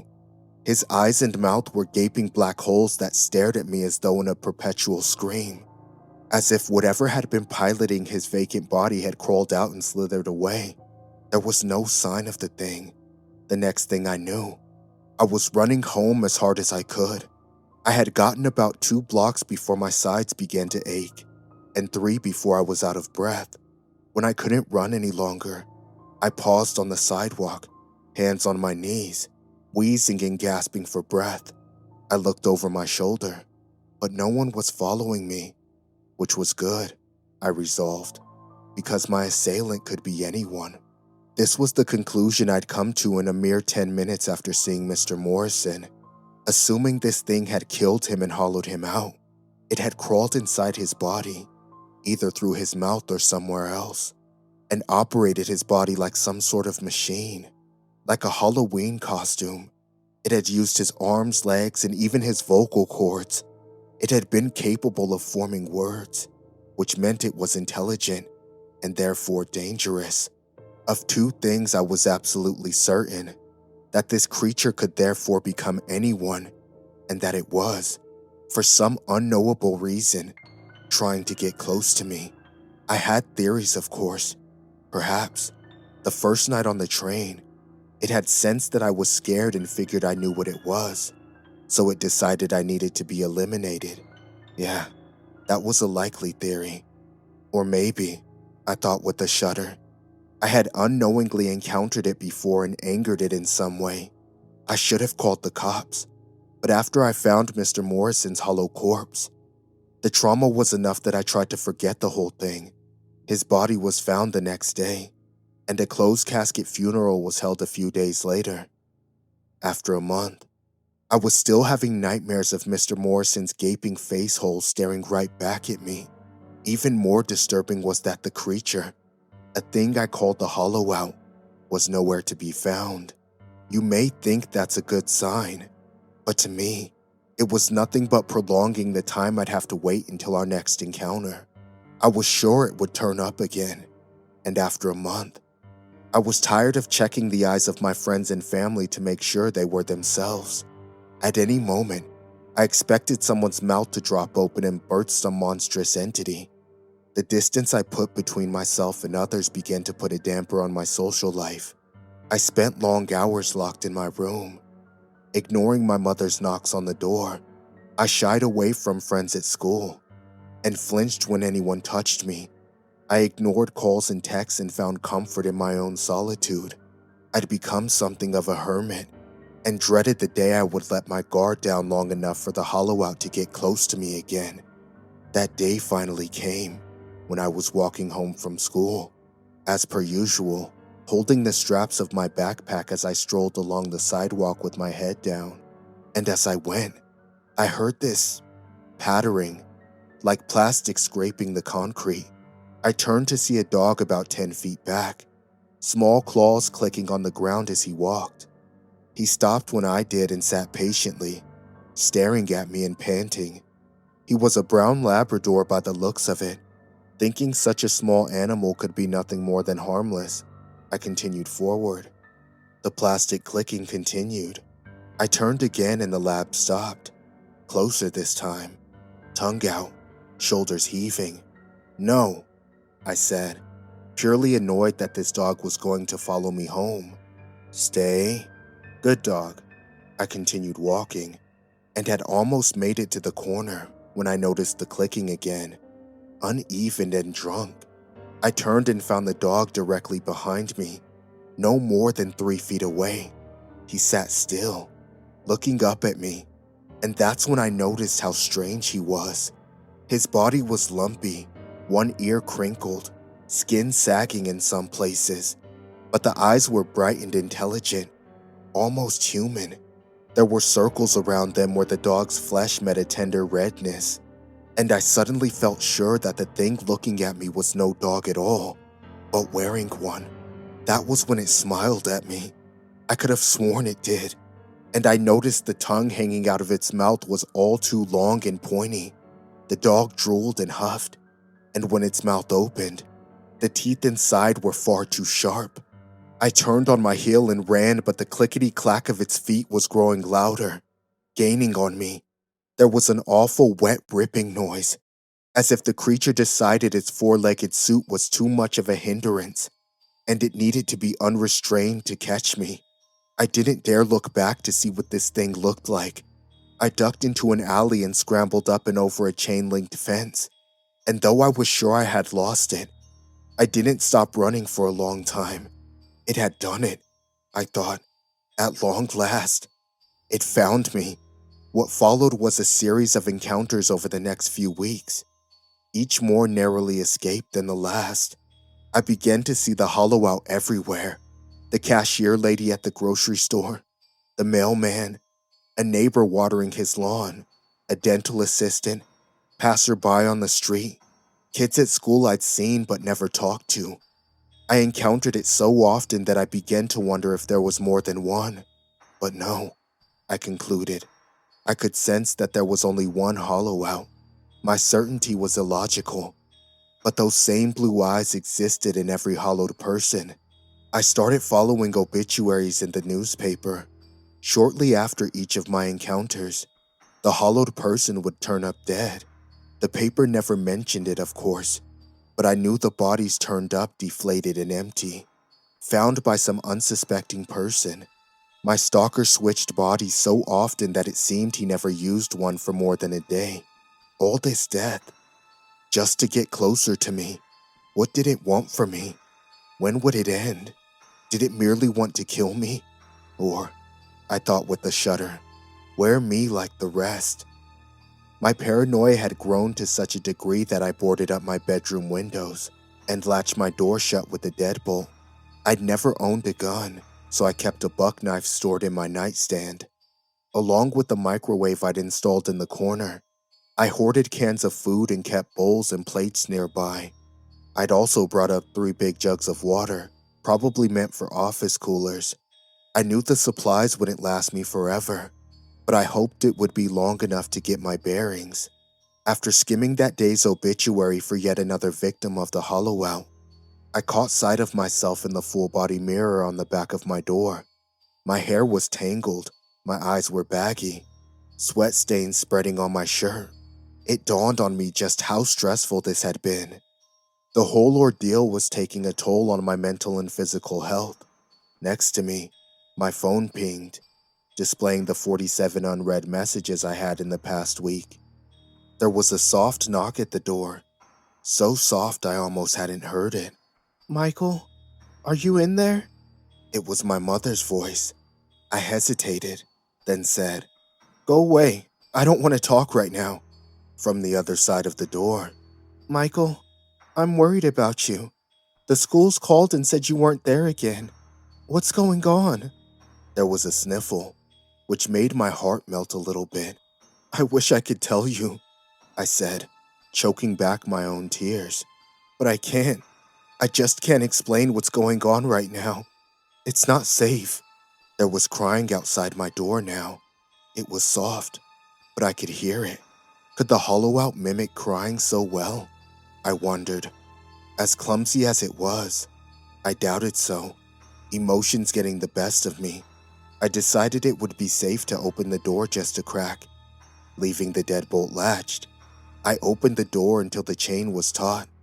It was dark in the house beyond, but I could clearly see my mother standing there. There were tears on her cheeks. "Oh, Michael," she said. "You look terrible." "I know I do," I said, and then we both stifled laughter, because I did look awful. It was a relieving human moment. She looked like herself. I unlatched the deadbolt and opened the door. She didn't lunge at me or tear me out of my skin. Instead, she said, "What on earth have you done to your room?" I wish I could tell you, but it wouldn't make any sense to you. Maybe someday, but not right now. I know this will be over soon. What's happening right now is only temporary. I felt that what I said was true, but didn't mention that the situation might just end in my death. My mother examined the microwave, the boarded windows, the newspaper sprawled on the ground. Then she looked at me. "You know I'm always here for you, Michael, whenever you need me. I know it's been tough without your father, but you can always talk to me whenever you need to." "I know, Mom." She wiped her nose and ran a hand through her blonde hair. "You're all grown up now, and handsome. You look just like him, your father. I don't understand what's going on with you right now, but we'll get through it together, okay? I'll always love you." She was moving toward me, bending to my level. Do you love me too, Michael? Don't you love me too? Of course I do, I said. She was crying now, real tears that cascaded down her cheeks in streams. Oh, come here, sweetie. She leaned in and embraced me. I expected the worst, but it was just a hug. I felt myself relax a little. In my ear, she said, "Say you love your mother." "I love my mother," I said, but her eyes were never blue. I swung the buck knife forward into her shoulder. I'd been aiming for the chest but missed. She recoiled with a painful gasp, standing at full height and glaring at her wound. A crimson shape began to crawl outward from the knife, seeping through her shirt and dripping to the ground. Then she looked at me with tears brimming in her eyes, a look of horror and confusion plastered on her face.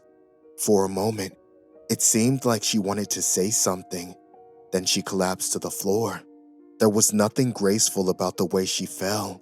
It was like a sack of bricks tumbling down. She sprawled on her stomach, head twisted to one side, limbs at crooked angles. There was a brief pang in my gut, brought on by a fear that I just committed matricide. It looked like her. It talked like her. I felt my stomach lurch with a sickening dread at the thought that it had been her all along. Had my paranoia finally gotten the best of me? Had I just killed my own mom? Her fingers began to twitch, and her body started to shudder, slightly at first. Then her arms and legs were thrashing, and her head was shaking back and forth.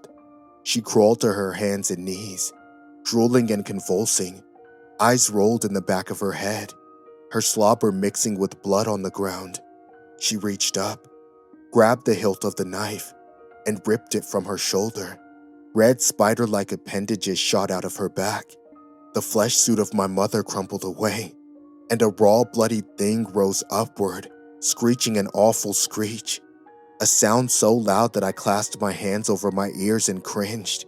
The creature was so horrifying to look at that I understood why it needed to hide itself in the bodies of others. There was something unnatural about seeing it out of a host, the way a crab or turtle must look like without its shell. The form reminded me of a mantis, but the eyes were human, bright and blue. I cowered in absolute horror, unable to look away. I wanted to run, but my legs wouldn't move. That was okay because the monster, wounded by the knife, had no interest in killing me. Instead, it smashed a boarded window, and though it was impossibly large, contorted itself through the hole. It had grown dark outside and the hollow out vanished into the night. Pulling myself back to my senses, I ran to the window. The creature had already gained much distance, scrambling awkwardly across the surrounding rooftops, leaping from house to house. When it finally disappeared from view, a final shriek of anger and pain echoed through the night. That was the last I saw of the hollow out, although I'm sure it will return. And though I'm living with my aunt and uncle, mourning the loss of my mother, I know that it is still out there somewhere, searching for me, contorting itself into bodies that are far too small, speaking with throats that are not its own, and peering out with eyes that do not belong, perfecting its talent until the mimicry is indistinguishable from the person. So, be careful. If the people around you start acting weird, if they look and sound off, you might be dealing with someone far more dangerous. I'm simply waiting now, waiting for it to return for one final showdown, in which one of us will die. I've got my uncle's shotgun, and I spend long nights pointing it at my bedroom door, waiting for the knob to turn. Until then, I'm being stalked by the hollow out. At least, that's what I call it.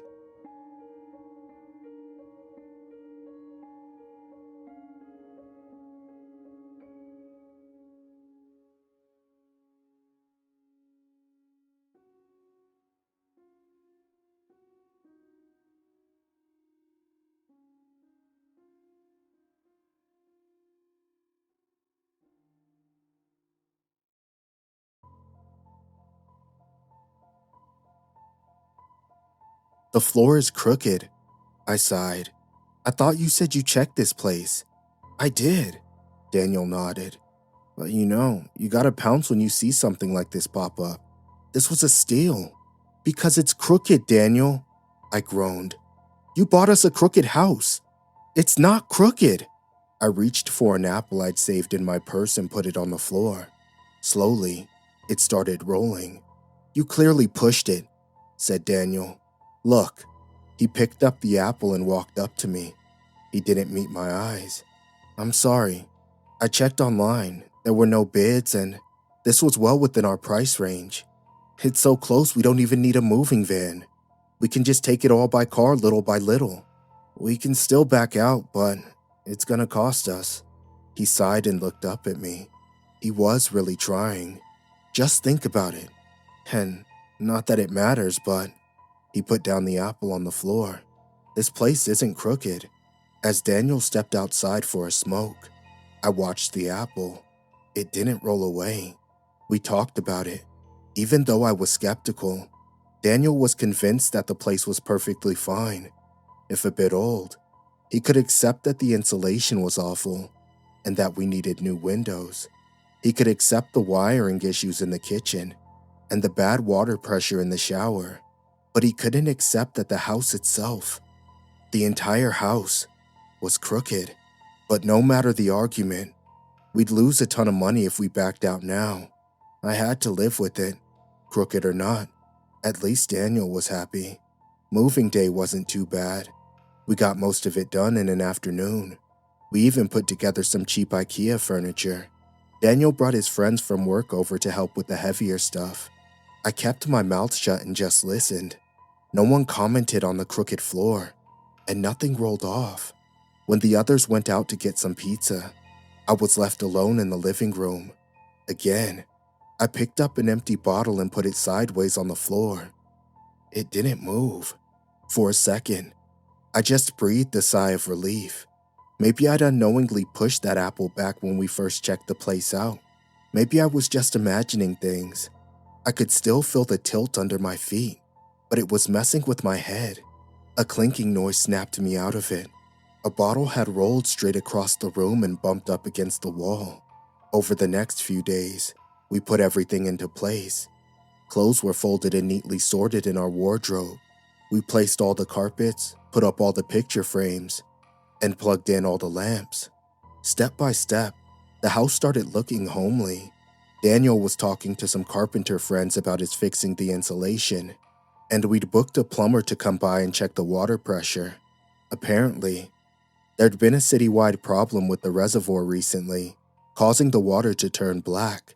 Luckily, we never had that problem. But I always felt like there was something more to it. Not only the crooked floor, but also little sounds, creaking floorboards and squeaking doors. Sometimes I'd hear them at night, but Daniel had no idea what I was talking about. Was it just me being too critical? Or was my mind actually playing tricks on me? At that point, it was impossible to tell, and it gave me an uneasy feeling in the pit of my stomach, especially while lying awake at night, listening to the little sounds pattering through the house. Which were real, and which were imagined? Was the floor crooked or not? I remember waking up in the middle of the night, hearing a door open in the foyer. A wave of unease spilled over me as I watched Daniel's breathing gently rise and fall. We were alone, but it was the exact sound of someone entering the house and walking around. Should I wake him? Should I check it out myself? Was it just my wild imagination again? I decided to stay in bed and wait. I heard the pitter-patter of feet, making the floorboards creak. I just laid awake, listening, hoping it wouldn't come any closer. If this was all imagined, why was I scared? Like, really scared? Why was I expecting sharp teeth and claws to come around the corner? Instead, I heard a voice. Someone is listening. A muffled voice said, "Someone hears us. Someone knows." There was a rustling noise, as from a paper bag. I watched Daniel stir in his sleep. Then, there was nothing. Daniel didn't seem bothered by anything. To him, There were no creaking doors or slanted floors. He seemed perfectly fine with this house, and I didn't have the heart to bother him with my worries. He was already moving on to the next set of worries, work and social obligations. I still don't know if I was just nitpicking, or if I was really hearing something he didn't. The floor really was crooked, so I knew I was seeing things and experiencing things differently. I tried my best to just ignore it, to keep myself living my ordinary life. I went to work, I came home, I did the dishes, I washed my clothes. 9 times out of 10, it was perfectly fine. But every now and then, something small would slip through the cracks. I remember pouring myself a bath. I'd put on a nice bathrobe, brushed my hair, put on some lotion, and then noticed how the water pouring out was pure black. I called Daniel over. "Looks fine to me," he said. "You want me to pick up some salt? I think Trader Joe's." "You can't see it?" I laughed. "You can't see that it's black?" "What, the water? What do you mean?" "The water, Daniel. It's filthy. How can you not?" He just didn't see it. He gave me this helpless look, like he didn't know what to do. I was scaring him. I was unreasonable. To him, the water was fine. No matter what I said, he wouldn't see it. Instead, I kissed his cheek. "I guess it washed away," I sighed. "Just keep an eye out." "Are you okay?" he asked. "I'm fine. I'm sorry. If there was anything wrong, I'm happy to fix it, but..." He turned around. The bathwater was pitch black, but he just couldn't see it. There was no point in arguing. It was like trying to describe a color to a blind man. "Please, just keep an eye open. I don't trust these pipes. Anything you want, honey. I just want you to be happy." He kissed my cheek and left me alone. With renewed confidence, I took the plunge. It was just a bath. I tried to imagine the water being pure and pristine, but I couldn't. It would shift in temperature, and there were times where I could feel something small swimming with me, pressing against my body, as if looking for a crack in my skin. I tried picking one up, but they always slipped between my fingers. At most, I'd get something resembling a piece of dirt, something black and shapeless, crumbling at the slightest touch. What was supposed to be a relaxing evening listening to audiobooks in the bath turned into a 5-minute stress scrubbing as I hurried to get out, seeing the black water seep into my pores. I raced to finish up and just get out of there. As I pulled the plug, I watched the filth drain out of the tub, one drop at a time, little chunks disappearing with the spiraling vortex. Using the shower head, I washed the bathtub clean. Little black spots shivering washed away one by one. Perhaps no one but I could see them, but there was no doubt I could see them. Most of the time, it wasn't a bother. The occasional noise, a strange shadow on the wall. It was there, but it was inconsequential. I tried to bring it up with Daniel every now and then, but I just couldn't find the words without sounding like a paranoid nutcase. He just seemed so fine with it that I didn't have the heart to bring it up over and over. Whenever I wanted to, he'd give me this tired look, like there was something wrong with me. I know he didn't mean it, but still. The breaking point came one night as Daniel had some work friends over. They were all hanging out in the living room playing cards and listening to music. It had been a long day, and I was tired from work. I was barely paying attention, but I still wanted to give them a little something. I prepared a big tray of chips, dip, and a bowl of olives. Daniel loves olives. Can't get enough of them. "Everything okay in here?" I asked as I stepped through the door. "Daniel, you keeping your guest?" What the fuck? What the fuck was that? As soon as I stepped through the door with that big tray, I noticed something was off. At first, I couldn't tell what it was. There were 6 people, all looking at me with big smiles on their faces, cheerful music pumping through the speakers, clinking beer bottles. But there was something else. Just outside the window facing our backyard, there was another face looking at me. It was only there for a heartbeat. A pale face with round ball-like eyes. A hand pressed against the window, searching for a way inside. 6 fingers. In a moment, it was gone. I hadn't even noticed that I dropped the tray. Why did my throat hurt? Had I been screaming? Why was my pulse racing? Honey? Daniel put his hands on my shoulders and looked into my eyes. I hadn't even noticed I was trembling. My eyes were still drawn to the window, looking for whatever was skulking around. There was, I couldn't find the right words. All the faces had turned from happy to worried. There's an animal. They all looked around. They all looked out. But of course, no one saw anything. There was nothing for them to see. They didn't notice the same things I did. Daniel didn't look out. He just held me tight. I looked down at the tray I had dropped. There was shattered glass jangled in a mess of chips and dip. The olives were rolling across the crooked floor. That's all it took. That was the last straw for me to break down bawling. That night, I laid awake. I twisted and turned, not knowing if the little sounds I heard were coming from my own mind, or the house, or something else. As the clock struck 2 in the morning, I had enough. I got up and washed my face with cold water. As I stood in the bathroom, watching the dark shade under my eyes grow darker, I heard Daniel walking across the living room. I thought I'd woken him up. I peeked out of the bedroom, just to see Daniel still sleeping soundly. But there was still someone walking across the living room. As it dawned on me that there was an intruder in the house, I panicked. I held my breath, listening for any signs of where they were going, or what they were doing. I heard my own heartbeat in my ears, pounding away like little punches at my mind. I counted 1 set of footsteps, and a strange crinkling noise.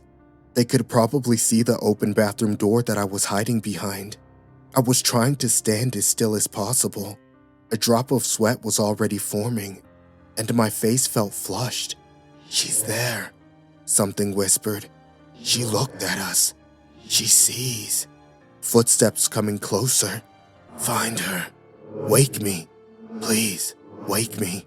Something on the other side of the open door. Clawed fingers curling around the door frame. I could see Daniel stirring. He was waking up. Maybe the light from the bathroom was bothering him. I just carefully shook my head, as if that would make him go back to sleep. Not now, I mouthed silently. Daniel, not now. But he woke up. He squinted at me, trying to blink away the sleep. You okay, honey? He yawned. Come back to bed. Something chuckled on the other side of the door. The door was ripped open, the top hinge broken in half. It was tall enough not to fit in the hallway, having to crouch and tilt its elongated head. A humanoid shape, covered in a black sludge, holding a dripping paper bag. The voice was coming from the bag, not the creature. It had these unnaturally long clawed fingers. It had this powerful, acrid plastic smell, the kind that burns in your eyes and nose. Daniel didn't understand what he was seeing. To him, it must have looked like I was having some sort of seizure or a panic attack, but standing face to face with that intruder, I couldn't help but scream. Fumbling backwards, I knocked over a small table and took off running. Yes, a muffled voice called. Yes, she sees. Wake us now. I took the back hallway through the kitchen. It was right behind me, knocking over lamps, pictures, chairs. It didn't care, and it was rushing after me with complete abandon. I was burning every ounce of energy I could muster, moving at an explosive pace. I stumbled over the kitchen table to give myself some space, spilling a salt shaker across the floor. I stumbled over the edge of a carpet and lost my balance, catching myself on a coat rack next to the front door. I had to get out. I had to keep running. As I burst through the front door, I thought I was staring at the night sky. Hundreds of round, beady little eyes reflecting the light from the house. Pale faces, 6-figured hands, creatures not much bigger than a dog. No, I gasped. No, not. I had to keep moving. They'd catch me, drag me down with their little disgusting hands. I turned back towards the living room. The intruder flipped the kitchen table over and kept coming at me. I didn't have a plan. I just had to keep moving. The living room was a dead end. There were things outside, and the intruder was just too fast. I'd painted myself into a corner, and I was running out of options. I couldn't fight it. I couldn't outrun it, and it was coming right at me. "Get her," the bag whispered. "Let me wake up." I took a few quick steps to the right, trying to surprise it, but it blocked my path. It had such long legs that it could stop me with just a few steps. The bag flailed in its grasp, swaying back and forth. In it, I saw the shape of a mouth opening and closing, like a fish out of water. Slowly, the intruder approached me. "Honey?" Daniel was standing in the doorway. His hands trembled as he held his phone to his ear. "Honey, I don't know what to do." "You can't see it? You can't see it?" I repeated. "It's right here, but you just can't see it." "Listen, there's nothing wrong. There's no strange sounds in the night, honey. There's no animals outside. And look." He took an orange from a fruit bowl and put it on the ground. It didn't roll away. There's no crooked floor." I looked at Daniel, then back at the intruder. Those long fingers reaching for me, the crinkling of the bag, the muffled voice. But then, my eyes drifted. No matter what, that round little orange wasn't rolling away. No matter what I was feeling, what I was thinking, what I was seeing, the floor really wasn't crooked. This couldn't be happening. It was impossible. I closed my eyes and tore at my hair in frustration. "Two things can be true at the same time," Daniel said. "Maybe you did see something, felt something, whatever. But can it not also be true that there was nothing there in the first place?" It could be true. He could be right. Two things could be true. The floor was and wasn't crooked. I felt Daniel wrap his arms around me, and for the first time since I first stepped into that house, I felt safe. Nothing was crooked. Nothing was outside. Nothing was chasing me. It was just me, Daniel, and a house of our own. Finally, Daniel was right about something. Two things can be true at once. I did see these things.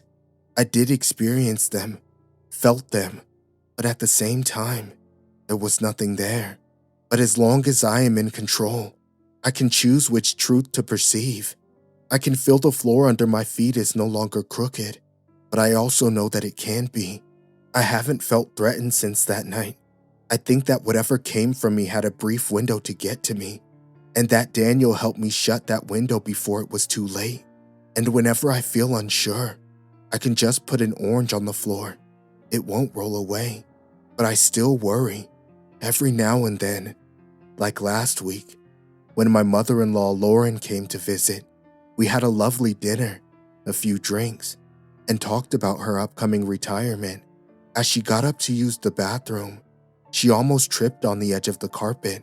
She knocked over half a glass wine. As I hurried into the kitchen to get a paper towel, I could hear the glass rattle as it rolled across the floor. "I'm sorry," said Lauren. "This crooked floor takes some time to get used to."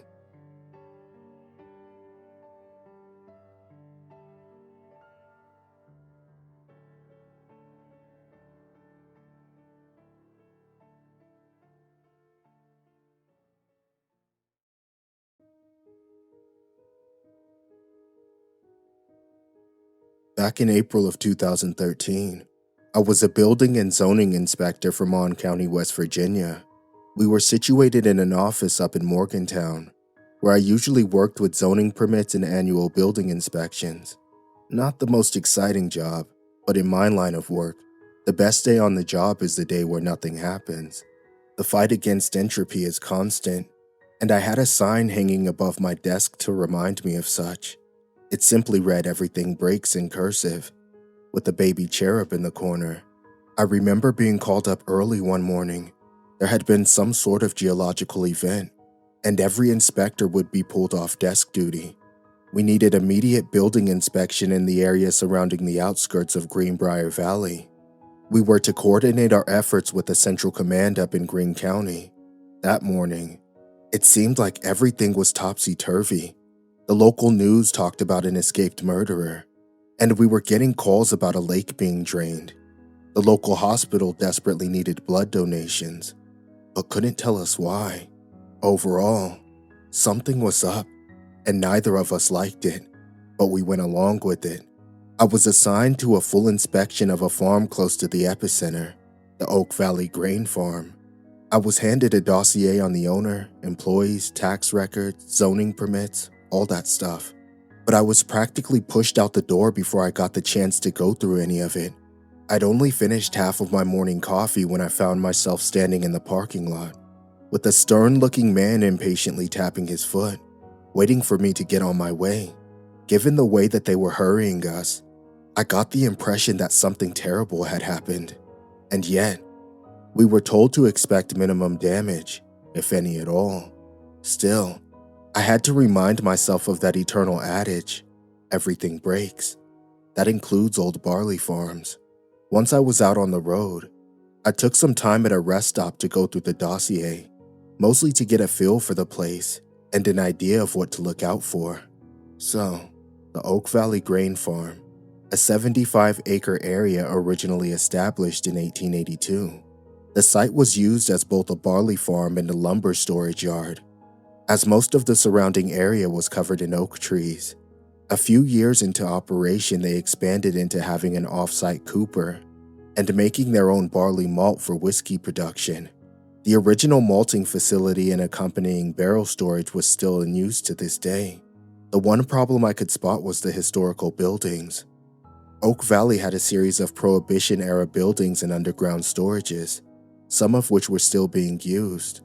It was all legitimate and more of a quirk than anything, but those areas had not been properly inspected for years. The landlord had been reluctant to allowing inspectors free rein, and Mon County hadn't seen the use in harassing the owner because of what could be at most considered a curiosity. There was about a dozen employees, not counting irregular extra labor, the off-site cooper workshop, and seasonal farm-to-table event organizers. I got there at about 10 a.m. Even from the parking lot, I could still see the rolling hills of sprouting barley.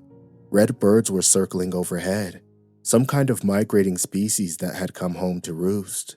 There was a constant low droning in the air, both from machinery and the emerging spring insects. The air was dense with the smell of rain-drenched manure and fertile soil. I was greeted by one of the equipment operators, Elsie, a quiet middle-aged woman with a permanent squint on her face, like she was always blinded by the sun. "Welcome to Oak Valley," she smiled. "Lacey will be out in a minute. Is the landlord in? Mr. Kettleman. Anderson Kettleman?" "Yeah, he's not usually around that much," Elsie sighed. "Lacey is the, de facto boss lady. Runs the day-to-day operations. Anders is sort of an off-hands kind of guy ever since he got sciatica." "I'm sorry to hear that." I nodded. "Let's see the boss lady then." Elsie showed me past the office and silos. I was regretting not putting on more appropriate footwear, but most of my on-site inspections were usually municipal buildings. This was out of my comfort zone, and my feet would have to suffer for it. Manure-ridden water pressed into my socks. I met Lacey Kettleman outside of the workshop. She was busy trying to get a hold of someone to finish the repairs on her secondary combine. Lacey was in her early 30s but had already started to go gray. She held up a finger as we approached, finishing her phone call, and turned to me with an eagerness to walk right through me. I've met a lot of people like Lacey Kettleman before, but there was something about her that put me off. There was something there. "What's this about then?" she asked, crossing her arms. "A standard inspection, ma'am," I said, "on account of the geological event in the area." "We ain't had no geological events," she shrugged. "So your services aren't necessary. This here is a sizable property," I said. "I'm sure you haven't had that much time to check if everything is up to code. I can help you with that, then I'll be on my way." "I appreciate that, but no need. Business as usual." I looked over Elsie, still hovering on the outskirts of the conversation. I clutched my dossier and resumed eye contact. Miss Kettleman, do you mind explaining the problem with your combine harvester? I'm not entirely sure, she said. That's why I'm trying to get a hold of someone who does. Then you wouldn't mind me having a look at your garage? Or better yet, the combine? The combine doesn't constitute a building, sir. Not much use for a building inspector to look at that. Let's start with the garage then. While Lacey took off with her cell phone in hand, Elsie stayed by my side and guided me around the property. Turns out, Elsie was the one supposed to operate the second combine. Since it was out of commission, she didn't have much to do. She only had access to a few buildings, but it was enough to get me started. First off was the garage. While Lacey had said there'd been no noticeable geological event, there were clear signs of a disturbance. Several items had been knocked off the walls, and there were web-like cracks in the concrete floor. Nothing major, but enough for me to take note. There was no way Lacey was unaware of this. I took some pictures, made some notes, and wandered off to check the storage sheds. Over the next few hours, Elsie escorted me through the grounds. While most buildings were off limits to her, and Lacey was nowhere to be found, I could still check the exterior. And while I didn't see anything obviously dangerous, there were clear signs of the area being disturbed. I could see the ground having shifted downhill from the storage sheds. Entire rows of barley were bent.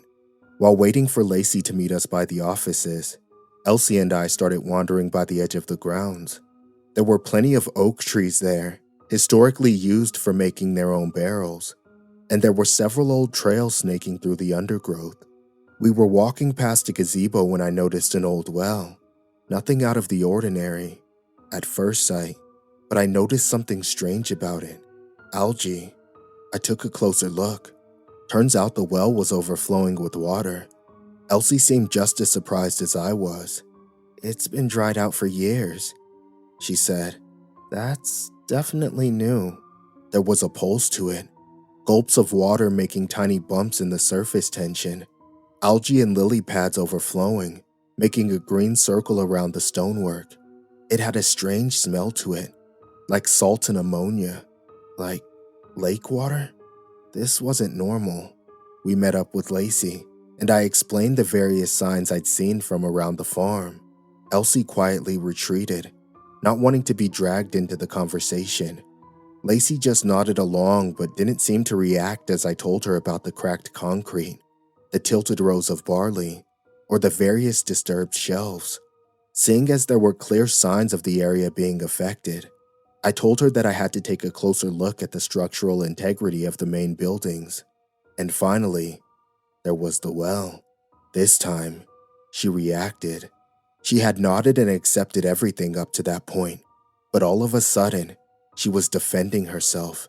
She tried to explain that the well was backed up, and that they'd had problems with water runoff in the past. There was nothing in the dossier about flooding, but Lacey was adamant. Also, arguing with her didn't seem to do us any favors in gaining access to the farm interior. You can stall all day, Miss Kettleman, I reminded her, but we're not done until I say so. We're not keen on government folks skulking around, sir, Lacey smiled. This place has history. I told her I'd be back the next day, and the day after that. As many days as it took for me to do my job. Lacey just grinned. She wouldn't make it easy for me. I took some time checking in with the other inspectors. Turns out I wasn't the only one who noticed some strange abnormalities. A lot of bursting pipes, it seemed. The local high school was also a mess. Not to mention the elementary school over in Juniper. I was given no details about it, except that no one was allowed on the premises, and the entire school was sealed off, even for inspectors. By comparison, my overflowing well was nothing, and still, I couldn't shake the feeling that something about Lacey was off. I checked the dossier over and over that night, trying to make a game plan for the following day. I'd take some extra time checking the irrigation and plumbing, and put an emphasis on the interior. Lacey would just have to comply. And yes, I would even check the old Prohibition-era storages. She'd just have to deal with it. I was up bright and early the following morning. I got to the Oak Valley grain farm at about 7 a.m., only to notice that it had been closed. Lacey had put up a sign on the door, closed for renovations. That was it. Maybe she figured we wouldn't have to conduct any inspections if there was no current business being conducted. But that's not how things work. I tried calling her, but got no response. I sent her a single text. She was either to open up the facility for inspection or I had to take legal action. Shortly afterwards, she assured me she'd be there. 1 hour and 30 minutes later, Lacey came out of the main office building. Apparently, she'd been there all along. Strange though, she had no car in the parking lot. She was out of her work clothes, having just slapped on a gray hoodie and a pair of torn jeans. She looked exhausted. "Pleasant morning?" I asked. I cursed myself for forgetting to bring appropriate footwear again. Lacey didn't respond. She just wrapped her arms around herself and just kept her head down. Something was wrong. We headed into the main office. Nothing out of the ordinary. No damage, no problem with the plumbing. All in all, it seemed perfectly fine. I couldn't figure out why she was so reluctant to show it to me. Then I checked the dossier. Of course, there was the Prohibition-era cellar. "All right," I sighed. "Time to head underground." "Is that absolutely necessary?" she asked. "It's a mess. We don't use it for much." "You've been putting off an inspection for a long time, Miss Kettleman. Given the circumstances, I can't really agree with putting it off any further." "It's a cellar," she shrugged. "There's not much that can go wrong with it." "Everything breaks, ma'am." The door to the cellar was so small I had to move sideways to fit. How they moved contraband whiskey through here back in the day was a mystery to me. Still, I was there to check for damages, not sightseeing. We came down to a larger open space, with an 8-foot drop into a storage area. It was about 16 by 20 feet in total. There was an old steel ladder leading down, with 2 open paths leading deeper down. A set of flashlights were hanging on the wall, so I brought one with me. As I put my hand on the first rung of the ladder, I noticed Lacey's expression change. While she'd been angry or frustrated before, she looked almost apologetic now. "This will complicate things," she sighed. "But we'll work it out somehow." "Sure thing. Now, the support seems fine," I said, climbing down. "But there might be damage further in." I stepped away from the ladder, taking in the smell of salt water and ammonia. The moment I did, Lacey pulled the ladder up. This caught me completely by surprise. I hadn't even considered that an option. The ladder just rattled away, and I was left down there. It was so sudden that I didn't know what to say. I just threw my arms out in a confused shrug. "What the hell?" "I'm sorry." "Like hell you are. Put the ladder back." "I can't. I'm calling the police." There was no coverage. We were too far underground. I was slowly realizing that she was going to leave me down there. All I had was this flimsy flashlight and a couple of hours of battery on my phone. Lacey remained up there, holding the ladder. I could feel my heart pounding, drowning out the backyard noise in my mind. I was growing short of breath, struggling to exhale. I've never been claustrophobic, but this was something else. Something darker. A real, actual threat to my life. "They came to me, looking for shelter," Lacey said. "They speak, you know." "What are you talking about?" "They said you were coming, and I want to hear what else they have to say." "You can't keep me here." "We just need time." "What do you—" There was a sound coming from one of the corridors. My heart shrunk and floated up in my throat. I held my breath, trying to hear the sound through my hammering pulse. I could feel my fingertips growing cold. There was a strange hissing sound, like someone trying to start a dying motor. Lacey stood at attention, listening intently. Something was down there with me. "We came to their home," Lacey whispered. "Now they're coming to ours." I backed into the corner of the room, only now noticing the thin layer of water covering the dirt floor. I turned off the flashlight and listened, trying to calm myself enough not to go into hyperventilation. Something was coming this way. Footsteps. "Hello?" Lacey whispered. "Will you speak to me?" The footsteps stopped.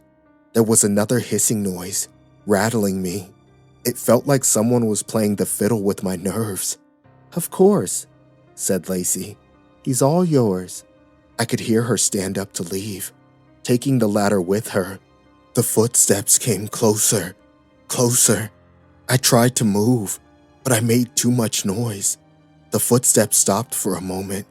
I thought I'd scared it, frightened it, made it hesitant. Then it burst into a sprint. I turned my flashlight back on and ran down the corridor on the opposite side of the room. I tore down all kinds of debris as I went. Planks, old barrels, empty jars, whatever I could get my hands on. I glanced back, catching a pair of eyes coming from out of the dark. A wide shark-like mouth, a side room, some kind of meeting area. I jumped over a table, knocked it down, and backed away. Seconds later, the table was smashed in two. Fragments of wood scattered across the room, making my nose itch. But the thing stopped. It stayed just outside of my vision, on the edge of the flashlight. It hissed again, sending another shiver up my spine. But somewhere in that vibration, I heard something. It wasn't a word, but a collection of scrambled thoughts, much like a word square, a jumble of information that you had to find your own meaning in. But rest assured, there was meaning. Fear, anger, hunger. What do you want from me?"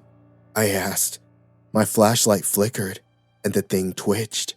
It was ready to strike, like a coiled snake. It hissed in response. Hunger, hunger, sadness. I retreated into the corner of the room, accidentally knocking over a shelf of empty bottles. I could see the reflection of those dark eyes shining back at me as they patrolled back and forth, looking for an opening. Another hiss, a pleading, a promise, a bone-chilling coldness. It was starting to sound like language, an old primal language, a language that could summarize so much with so little. I fumbled with my hands, looking for the biggest bottle I could find. Finally, I got a hold of an old wine bottle, waiting for the creature to hiss again. I readied the bottle for a throw. As soon as I felt that tingle in my spine, I knew what I was about to hear. I stood up, lowered my flashlight, and threw as hard as I could. There was a thick, fleshy thunk. The hissing stopped, and I could see the dark eyes rise another 2 feet into the air. The thing had been hunched over. Now it was taller than the tunnel itself. It flinched, spitting out another word. With that single word, a series of impressions washed over me. Cold, water-filled tunnels, the crunch of raw fish bone in my mouth, dying men in black togas, giving praise to a drowned god, hoping against hope to see another dawn. I didn't notice I'd been zoning out. I'd leaned the flashlight downwards, and I could see those dark orbs inching closer. I backed up against the wall and inched away, effectively sidestepping my way around the room. The creature followed my movements, matching them. I ended up with my back against the corridor, so I turned to run. It was right behind me, and it was fast. I just kept going, hearing the hissing coming closer. Hunger, joy, hunger, warmth. I went straight through the storage room and into the opposing corridor. It twisted and turned, only to spit me out into a room with a slightly lower floor. I fell forward haphazardly, spraining my ankle and dropped the flashlight. In an instant, the flashlight flickered and died. I fumbled through my pockets, bringing out my phone. My hands were shaking so bad that I couldn't unlock the screen. On the third try, I got it open, and the flashlight app came on. This time, the creature was almost upon me. It screeched and retreated, blinded. It had too many limbs. Too many, everything, anger, desperation. Leaving my phone on, I tried to get back on my feet. I couldn't. My foot was too badly sprained. I could jump around a bit at most, but I was no match for whatever was out there. Instead, I looked around the side room I was in. It must have been a kind of armory. There were broken wooden crates and used up shotgun shells littering the floor. A used up old oil lamp on the wall. Don't come in here. I'm not dying here. Hissing. A strange word hidden in the fog of my mind. A man handing a venomous snake to a golden woman. Rolling hills of endless crucified men. A certainty of a violent death. The wailing song of the doomed. It didn't understand my fear. I was already doomed. There was no point in fighting it. To the creature in the dark, time was an insignificant factor. I realized I'd been sitting there listening to it hiss at me for at least 10 minutes. My cell phone was running hot, and the water level had risen by about an inch. Of course, the water level. There had to be water coming from somewhere. Everything breaks. It was a miracle that I hadn't seen it before. There was an overturned table in the middle of the room. That's what I'd sprained my ankle on, kicking it with my good foot. I revealed a crack in the dirt floor from which the water came bubbling up. A few lily pads popped up, their coloration a strange blue, like a sad sunflower. The crack in the floor might have been the remains of a well, or the start of a tunnel going deeper underground. Either way, I had to take a chance. There was no telling how deep it went. I could drown, but I could also find my way out. I left my cell phone with the light shining on the entrance, holding the creature back. With a final screech, it conveyed a final picture. Webbed fingers, deep underground, tearing a human body to pieces. I took the plunge. I crawled my way forward, inch by inch. The wet dirt barely gave me any grip, and the water stung my eyes. My nails hurt from all the debris trying to dig into my fingers. I could feel my chest tightening, cramping, a fork in the path. I went left, a current, a stream, brushing something slimy out of my face, a tilt upwards, cold, can't feel my arms, hunger, reaching, hunger. I broke through the surface. I was in the stone well. I threw myself out, gasping for air, looking back only to see something just under the surface of the overflowing well. Two black orbs retreated into the dark, sinking back into the unfathomable depths. I made my way to the nearest road and flagged down the first car I could see. Lacey Kettleman was brought in for questioning, but that's all I know. There was no trial, no debriefing. I just told about my experience to a stern-looking man in a suit, and that was that. I was told to sign an NDA lasting a minimum of 10 years. It ended recently, and I've been waiting to tell my story. Anders Kettleman eventually took back control of the Oak Valley grain farm. As far as I know, Lacey never went to jail. Something must have happened, though. She was missing for the better part of a decade. Maybe she had something they wanted. I think that whatever I met in Oak Valley had something to do with the crisis of 2013. There were a lot of rumors coming out of that area, and I'm sure at least some of them originated with whatever Lacey had invited to stay in her cellar. There haven't been many others coming forward about their experiences of that incident, but I know they're out there. Maybe they're hoping we've all moved on or forgotten. Maybe they've been safe behind their contracts and fear tactics. But I'd like to remind them, as much as I reminded myself every day, everything breaks.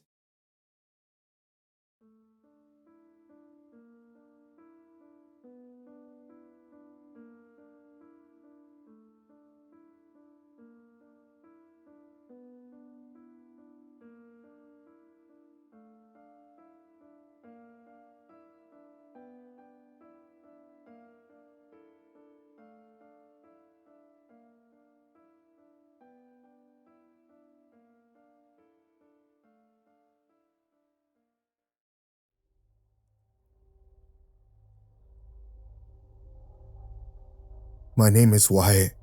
I'm 21 now, but this story happened last winter when I was still 20.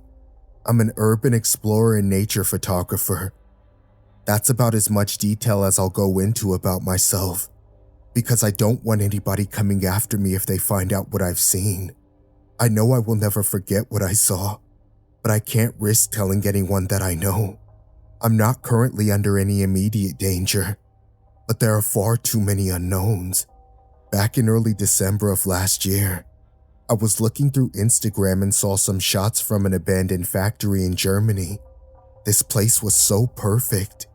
It was rusting and old, but still kept the same structure and shape as when it was in use. Some of the pictures were breathtaking. Mountain views through decrepit old windows, things like that. I screenshotted and reverse image searched one of the pictures from Instagram and found a place in Germany.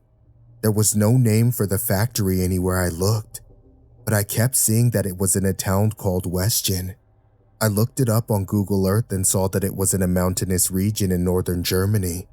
As I swiped through the images on Google, one article stopped me. It claimed that the factory was going to be demolished in April of next year, meaning it would be gone in just a few months. I was feeling impulsive and excited, so without thinking, I Googled flights to Berlin. Looking back, I wish that my phone would have died at that very moment. Anything to stop me from looking at flights.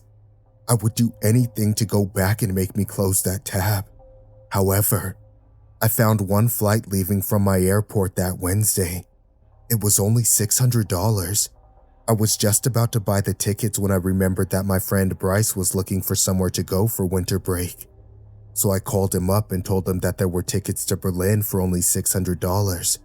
I wish he would have talked me out of it, but instead, he was all over the idea. Later that afternoon, we both bought our tickets and planned to leave on Wednesday. Our friend Adrian was also coming with us, but was going to leave early on Saturday to go see his family in Poland. Me and Bryce made plans to go to Westgen on Sunday and look around there for a few hours. So when Wednesday came, I packed up all my stuff: camera lenses, SD cards, respirator, flashlight and clothes, and met up with Bryce and Adrian. We took an Uber to the airport and quickly boarded the plane. Honestly, I don't remember most of the flight. I think I slept through most of it. But finally, we arrived in Berlin. Honestly, for the next few days, it was just a normal vacation. Nothing but sightseeing and doing basic tourist things. On Saturday, we said our goodbye to Adrian and he left for Poland. That night, I made sure to get all of my stuff ready for the next morning. We had a 2-hour car ride from Berlin to Westgen. I was hoping we would get there around 2 in the afternoon and explore there until about 8 that night. Playing it back in my head, I remember every little detail of that day. I remember the sound of my alarm, the excitement of waking up that day, the feeling of seeing all my stuff packed neatly on the floor next to my bed. We got up and had breakfast in the hotel lobby before walking to the car rental place. We picked out a blue Chevy from the lot, and the guy gave us the keys. I spent the next few hours driving through the green rolling hills of Germany until we finally got there. I felt nothing but excitement when we finally got into the town. I remember just driving and looking around for a while until we saw it there. Clear as day, the abandoned factory. It sat at the bottom of a tall hill, in the middle of a bright green field. The mountains were in the distance to the east opposite of the factory. I started looking on Google Maps for a good place to park in order for us to walk there. There was a large parking lot next to the self-storage place that was only about a quarter mile from the factory. I pulled into one of those spots and looked around for people. I think we should be good, I told Bryce as we got out of the car. I grabbed my camera bag, my flashlight, and my respirator out of the back seat and put it all on. For those of you who don't know, a lot of old buildings were built with toxic materials like asbestos, so it's just safer to not even risk it and wear the respirator. We began walking down this old asphalt road that has grass flowers growing through it. It led straight to the factory, which I remember finally having a good view of. It was brown and rusted, but still beautiful and majestic. It had plants growing in it like it had been retaken by nature after the people left it. After a little walking, we reached a tall chain-link fence that was locked, but there was no barbed wire on top, so I considered just jumping it. But instead, I decided to look for an easier way. After walking next to the fence, I saw part of it had been knocked down from the metal frame by someone else. We pushed the metal out of the way and just crawled through it onto the other side. Now, we just had to get into the factory. It was already clear to me that the main entrance wasn't an option. It probably had motion sensors anyway. I was looking around when I spotted it, a broken window. It was only about 10 feet off the ground, so I asked Bryce to help me up. He hoisted me up and I grabbed onto the windowsill. I pulled myself up and through the window frame, pushing aside the broken glass as I did so. I pulled Bryce up through the window, and we both jumped down onto the ground inside the factory. Now, when I say this thing was massive, I mean massive. Like probably the biggest single room I have ever seen. It had so many levels and catwalks and bridges. This place was a gold mine. I immediately got out my camera and put on my 16 by 35 lens and my best flash. I also put in a new SD card just in case.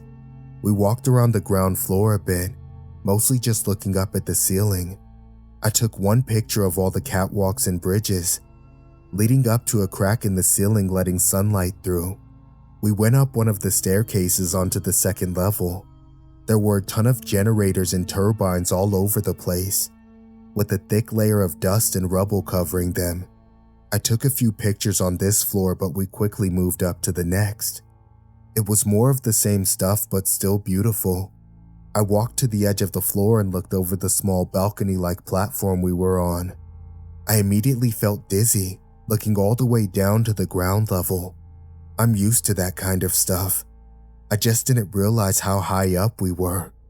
We climbed up the stairs to the next floor, when Bryce told me to look at the mountains out of the window. That was the shot from Instagram that I wanted. I adjusted my settings and snapped the shot. I checked over them just to make sure it was as good, because that's pretty much the reason I came here. Even though I'm explaining all of this very quickly, we spent hours wandering around this place and looking at every little detail. We eventually got to some sort of control room. It must have had hundreds of different switches and buttons, all labeled with German words that I couldn't read, or seemingly random numbers. It was made clear from the thick layer of dust that this stuff probably hadn't been used in decades. That being said, I know I shouldn't have done this, but I took a small silver key from the control room as a souvenir.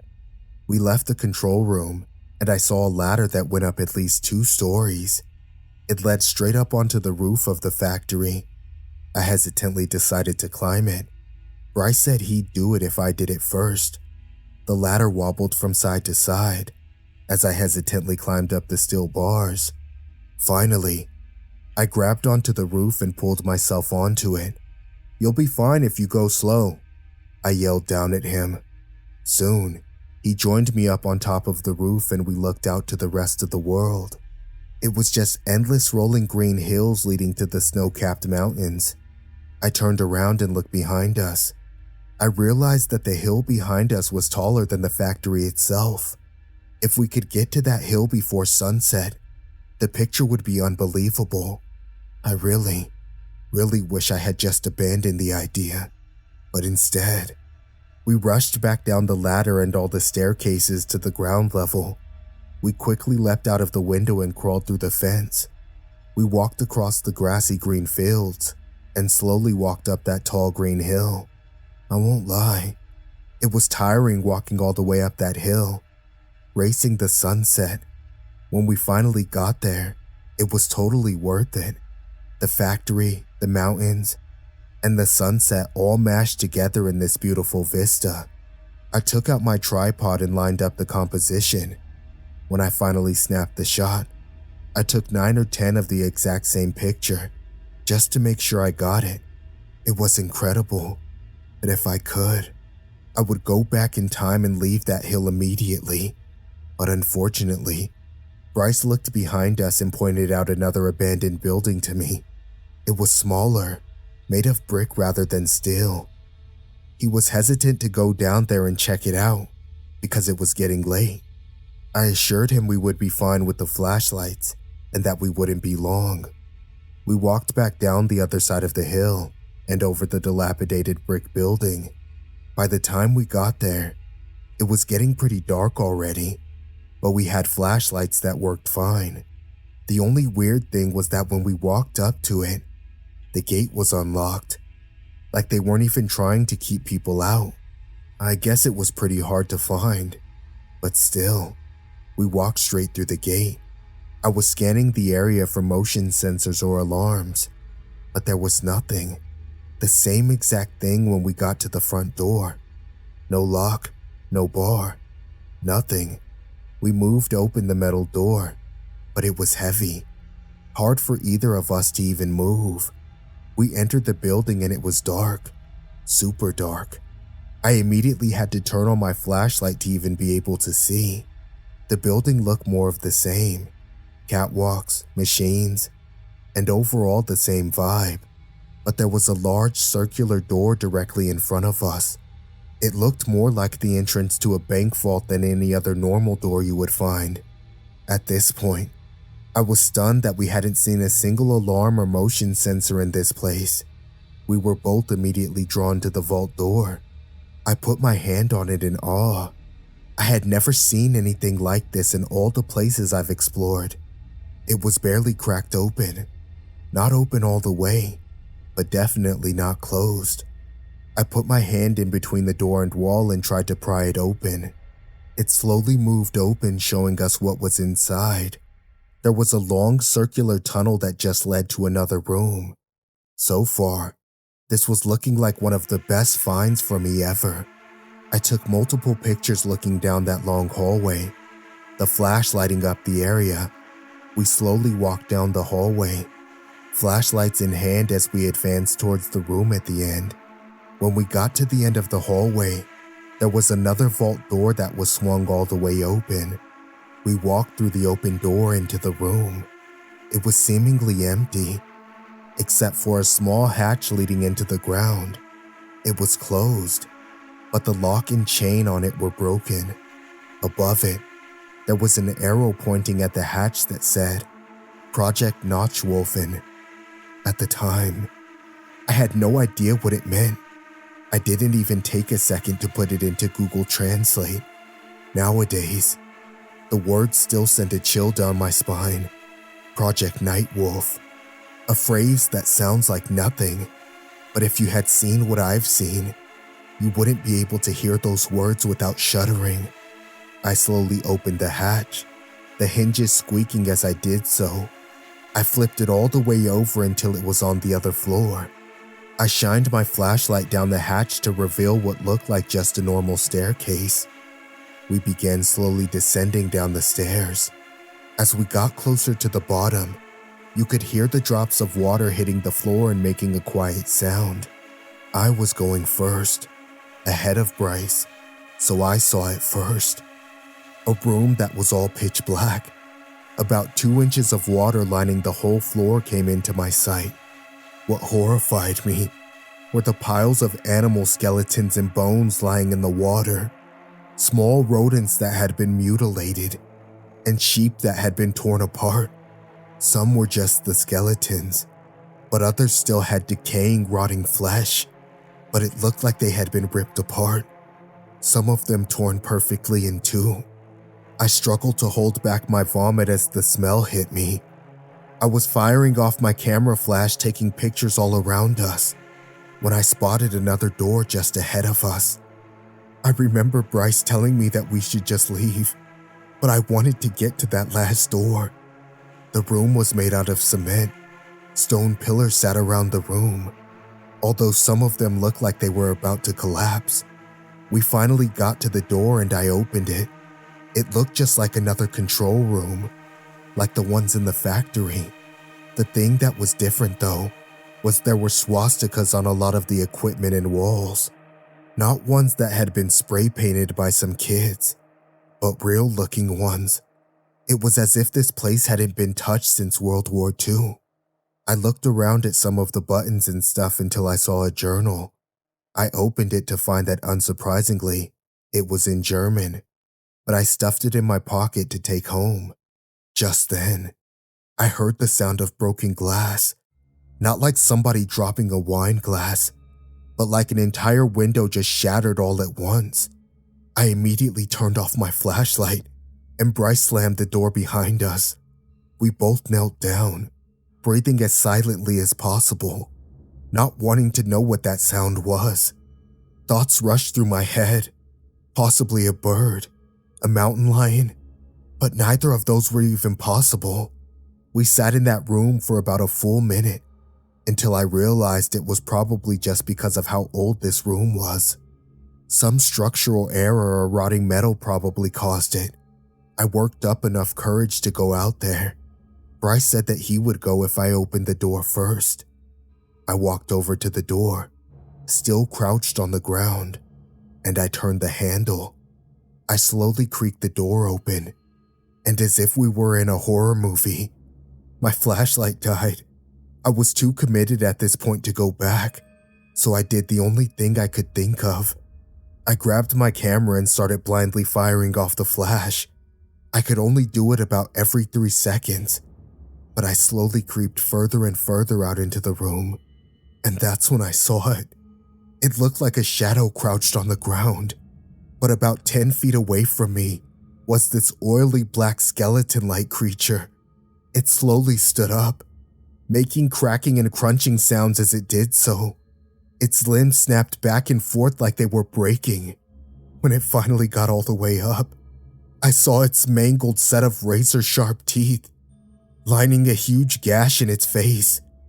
It was almost 9 feet tall with its head almost hitting the ceiling. It was holding the body of a fox in its lanky, disgusting arms. It ripped the fox into two as it let out a horrifying, ear-piercing screech. My flash stopped firing. I looked down at my camera to see the message, SD card full. I quickly grabbed the one in my pocket and switched them out, but when I fired the flash again, the creature was gone. Had I just imagined it? I felt paralyzed, when suddenly it grabbed me by the neck. Its hands felt wet and sharp as it pulled me towards it. Bryce immediately ran for the door, and I don't blame him for it. I was panicked. No rational thoughts ran through my brain except one: survive. As I was brought closer to its face, I grabbed my pocket knife from my right pocket and plunged it deep into the neck of the creature. It dropped me and let out a horrifying scream. My camera smashed on the floor, and I felt Bryce grab my arm and pull me up. We ran for the door and slammed it behind us. We could still hear it screaming and screeching as we ran up the stairs.